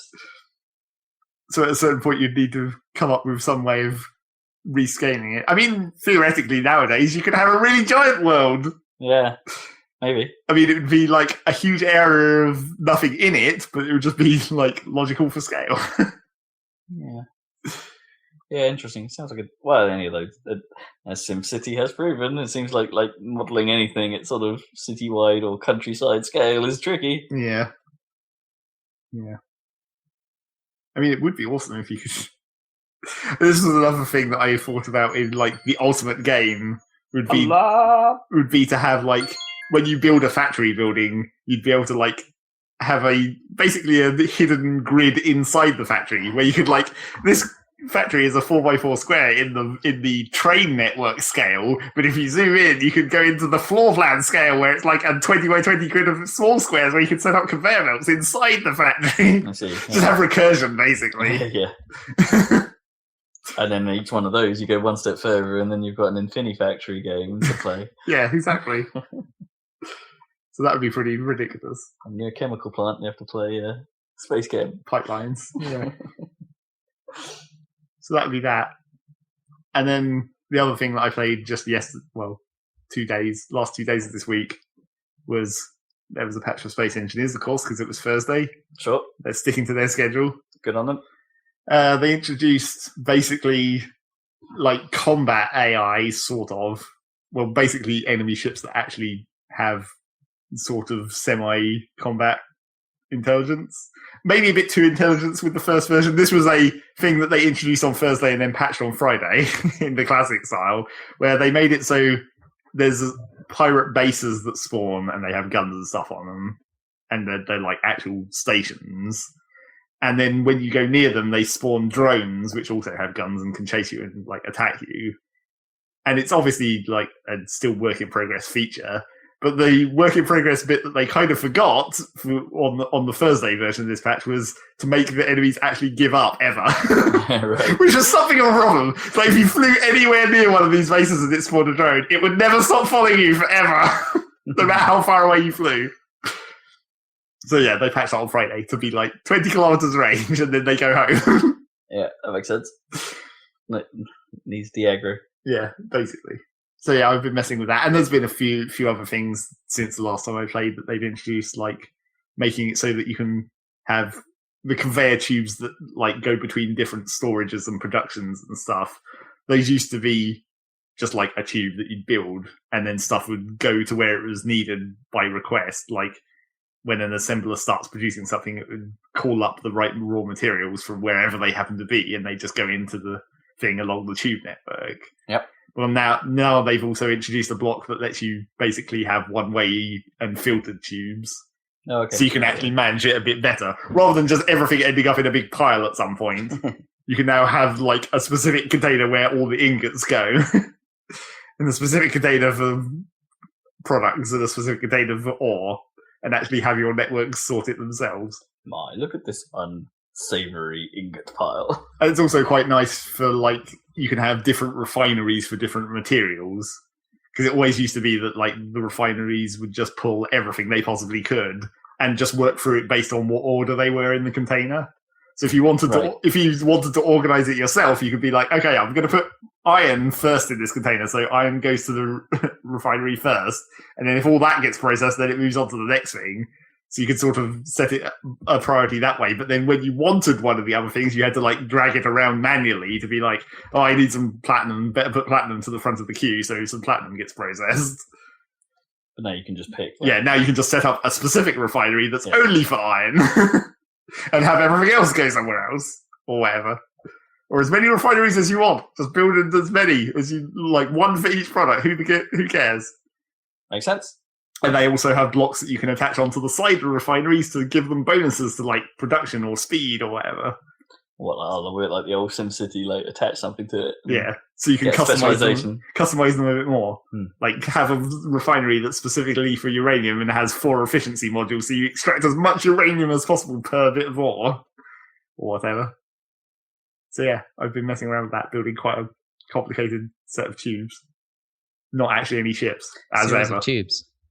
Yeah. Yep. I was going to say the same thing. Oh, and I also reinstalled the mod that I think they seriously need to put in the game for real. The concrete mod that lets you build for reals asteroids, basically. Lets you edit the voxel grid in reverse rather than just mining it out. You can put it back. Oh, right. Yeah. And that's really cool. That should be in the base game. So you can build like doorways that are actually embedded into an asteroid properly. Oh, that's kind of neat. Yeah. So yeah, Space Engineers. Space Engineers. That's that. Shall I very quickly crap through mine then? How much do you have? I got a few things. Yep. I got some catch up from last week that I forgot about. Still, not going to catch up with it this time either. No, so I'm going to quickly gloss over the Call of Duty beta. like Black Ops 3. That is a COD-ass COD game. Yep. COD-ass. Seems all right. I had a good time with it, but it's COD. Still no word on whether the single player will be any good. I'm not so confident it will be. Then I played the Forza 6 demo. I think Forza 6 might actually be out now, so it's a bit out of date. This, okay, yeah. From what I can tell, it is built entirely on the Forza 5 style. So if you didn't like Forza 5, you're probably not going to like Forza 6. But there's just more of it. Yeah, 5 is fine. Yeah, I mean, like as a driving game, it's great. I think they made some style blunders, some bad style choices. Like their music in Forza 5 was god awful, and in Forza 6 it continues to be kind of bad. Well, it's not it quite can't be as bad as like Gran Turismo menu music now, can it? Oh, man, no, it's not. Jazz. What was it? GT5? Yeah, GT5's awfulness. Yeah, it's still that slightly over dramatic, but not quite as dramatic as it once was. It's just not good. I would much prefer them to use the weight that they have behind Forza Horizon and put a licensed soundtrack in. Right, yeah. I don't know why they don't. It's really weird. It just doesn't work. It doesn't fit. Forza 2 had that awesome soundtrack. Yeah, Forza 2 is great. Yeah. Yeah. It's playing at my house. My house. Yeah, Goldfrapp on it and stuff as well. It was a good soundtrack. Yeah, I don't know why they don't do that, and it's just it feels maybe it's because they want to distance themselves from Horizon and say, look, these are very different things. But I would much rather they didn't. That said, the actual racing, the game looks slightly better. It feels the same as Forza 5 did, which is no bad thing. But the big thing this time round is they've added rain. Rain is the big thing. Like, cool. It's not as cool as perhaps as some other games have done in the past. Like, it's not transitional. Like the rain is just a state of the track. Like, it's either on or off. So you can't do like long endurance races where it's like, the fear of the rain setting in. Oh God, is this going to change everything? None of that exists. Like, you're just like, this is a wet race. All right, fine. But what it does do is it does bloody well. Like, the thing that struck me most about the wet stuff is like the feel of when you go into a puddle, like a rather large body of water compared to something else, feels very realistic to me. Like, in a way that I don't think I've experienced in a racing game before. The change of control, the sort of unpredictable jolt you get as you hit the puddle, it feels great. Awesome. And it's like, and I can't stress enough how good it sounds.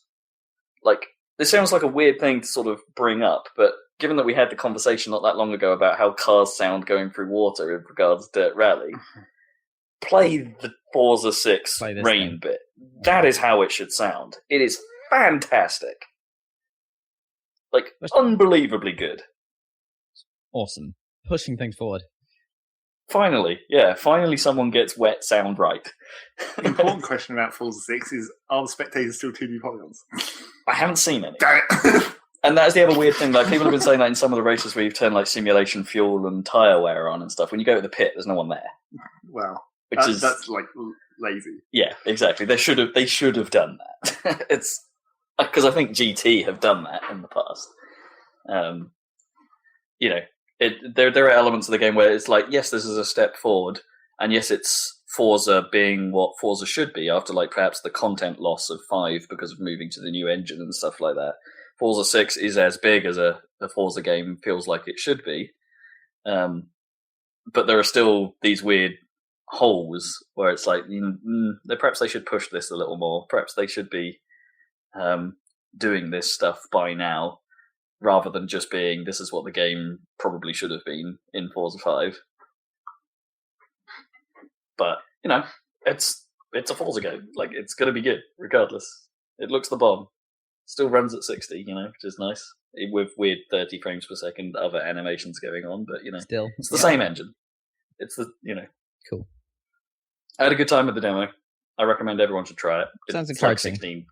It's like 16 gigs worth of demo, and you get like 6 races in it, but it's like, It's like a TikTok, isn't it? They're on a TikTok schedule, aren't they? Where they definitely, yeah. We'll probably see another Horizon next year, although we haven't heard anything about it. But I mean, with the main Forza games, like they're on a TikTok, like Intel processors or iPhones, where it's like this is the new one, but it hasn't got as much stuff, and then this is the then we'll catch it up with the new one. Yeah. So that means, in theory, in 4 years' time. Well, no, actually, the next one might be the next like boundary pushing one. And then maybe 2 years after that, we'll probably get the game we actually want to see next, maybe. So, Forza 8. Looking forward to Forza 8. Yeah, I can't wait for Forza 8. Yeah. 4 years away. Drive it. Yeah, it seemed good, but yeah, if you can experience that wet weather sound, it's pretty great. So there's I'll look it up on YouTube, and then I won't. Yeah, well, yeah, it probably won't. It was really nice because of the surround setup for me. It's like there's something about the way like rain was back, like when you're playing in car and you can hear it coming off certain parts of the car. It's like, oh, it's really good. So what else have I been doing? Obviously a lot of Rocket League. I finished Binary Domain. It's cool. Like that game took some unexpected directions, like in its storytelling. It's like gameplay-wise, it's exactly as I explained last time. Did the incredibly obvious twist that we all thought was going to happen? No. A very weird other twist happened. All right, let's talk about this, because this is insane. This is almost Metal Gear insane, but not quite. It's like the main twist at the end of the game turns out to be that one of your teammates isn't one of these hollow child-like robot things, but that one of them was born of a hollow child. Oh, right. That the female hollow children can have hybrid babies, and that one of them was it, and it creates racial tension within the group. And it's like, but they're not human. And then there's some sort of like political order to cull all the hybrids and stuff once they discover what they are and things like that. And the story goes down that path, which is like, okay, I'm not sure I was expecting that. And of course, the whole thing, as it turns out, has been run by an AI, not by a dude. Like, the dude got killed by the AI and was masquerading as him for a while. Yeah, I didn't expect that. So in a way, that kind of succeeded. Nice, I guess. Because I didn't see it coming, but yeah. But it's still got the generic-y gameplay. Yeah, it's fine. It's fine. Serviceable. It's one of those, like, third-person shooters, but it's just not really special in any way. It's alright. French Robot was awesome. For the sort of middle portion of the game in which he's in, he sort of disappears halfway. Like you see him from about 1/3 into 2/3 in, and then he's out of the picture again, which is somewhat disappointing. But he was cool. I wanted to see more of him. French Robots. And the only other thing I've really been doing in great detail was I picked up Rare Replay. Oh, it happened. So I played a ton of ZX Spectrum games. Is that what have you been starting from the start? I did for a bit. 80s. I got through 5 of them, I think, in the end. So I played Jetpack, which is the first in the Jetman games, which is a very simple sort of arcadey fly, pick up the fuel, take it back to your thing, keep doing this until you can fly away, go to another level where the enemies are slightly different, do it again, keep going. And for what it is, that's absolutely fine. It plays quite well, It's an enjoyable little thing. Its sequel, Lunar Jetman, is garbage. Just unplayable mess of a game. It's horrific. It does that sort of Starquake thing of like enemies just sort of randomly spawn at you, but are so fast you can basically do nothing about it. Like, so if you're going to die, you're just going to die. Which means that the sort of handy rewind cheat that the ZX Spectrum and NES games have in the package, where you can just hold left trigger and it rewinds time, becomes invaluable to make that game even remotely playable. It's a proper shit show. Okay. You're supposed to like, it's got the same sort of Jetman controls, but you also have you're supposed to take a bomb to an enemy missile base and blow it up by dropping the bomb on it, but you also have to but you have limited fuel. And so in order to get around, you basically have to get in your moon buggy and drive that to places, but your moon buggy is completely incapable of going over any lump on the floor. So if there's a lump on the floor, you have to get out and put a little bit of bridge in it to cover the gap. And of course, while you're out, you're vulnerable, and you're just going to get randomly killed by the randomly spawning stuff. And it's like, no, it's rubbish. And if you're too slow getting to the enemy missile base, then a missile is fired at your lunar rover, and if your lunar rover gets destroyed, it's game over, regardless of how many lives you have and stuff like that. And it's awful fucking thing. Don't play it. Got it. Well, probably play it for the achievements, but whatever. Cheat your way through as much as possible. So then the next one is Attic Attack, or Attic Attack, because it's spelt weirdly. There's kind of one word. And this game kind of kicked ass, actually. I really liked this. It's like a sort of classic... It's a bit roguey in that you're spawned into a castle. The castle is always the same design, but where items are in the castle is randomized. And the idea is to basically find and bring back 3 parts of a key, which will open the front door to escape the castle. Right. So you basically have to figure out... There are tactics and there are bits that are fixed, and because the doors are... excuse me. Are always the same color in the same place, and you need the right key to the right place. There are certain tricks you can learn to know, this key is likely going to be here, or if I go here, I know the key is going to be there because the only way out of the room is to use that key. So if I get in that room, then the key has to be there. Which is kind of fun. So you end up learning all these tricks and these rules and how to do things and stuff, and it's a really quite engaging game while I was playing it. The one trick I was using is obviously it has a sort of time or hunger mechanic, so you have to be constantly finding food around the place, and you lose. You get hungry as you get hurt. So the only thing I was doing to make it sort of palatable and get through it was to whenever I got hurt, was basically rewind it a bit and take that on again, because the enemies are again randomly spawning for the most part. Right. Yeah. Can sometimes spawn on you. And oh no! So yeah. So it's I didn't have too much of a problem, but I enjoyed my time with that. That was pretty good. Cool. 4 down. 3 down. 3 down. 3 down. Can't remember what the other. I think there were. There was 4 Spectrum games. The other one I played was Saber Wolf, which is again garbage. It's one of those. It's again the sort of you've got this massive maze that is fixed, and you're supposed to try and find 4 of these items and then get to the exit. But the map is enormous, really, really, very, very big, but not really distinct. So if you go to certain areas, it's this looks like every other area in the game. So knowing where you are is impossible without a map, which I downloaded because, of course. And it controls like garbage as well. So you move around and you've got a weird momentum to your character and stuff. And it's like a top-down maze, but you can only attack to the left and right of you because of the way your character is animated. So if you're trying to get up a bit of passageway that goes up and down the screen, it's you're going to die. That sucks.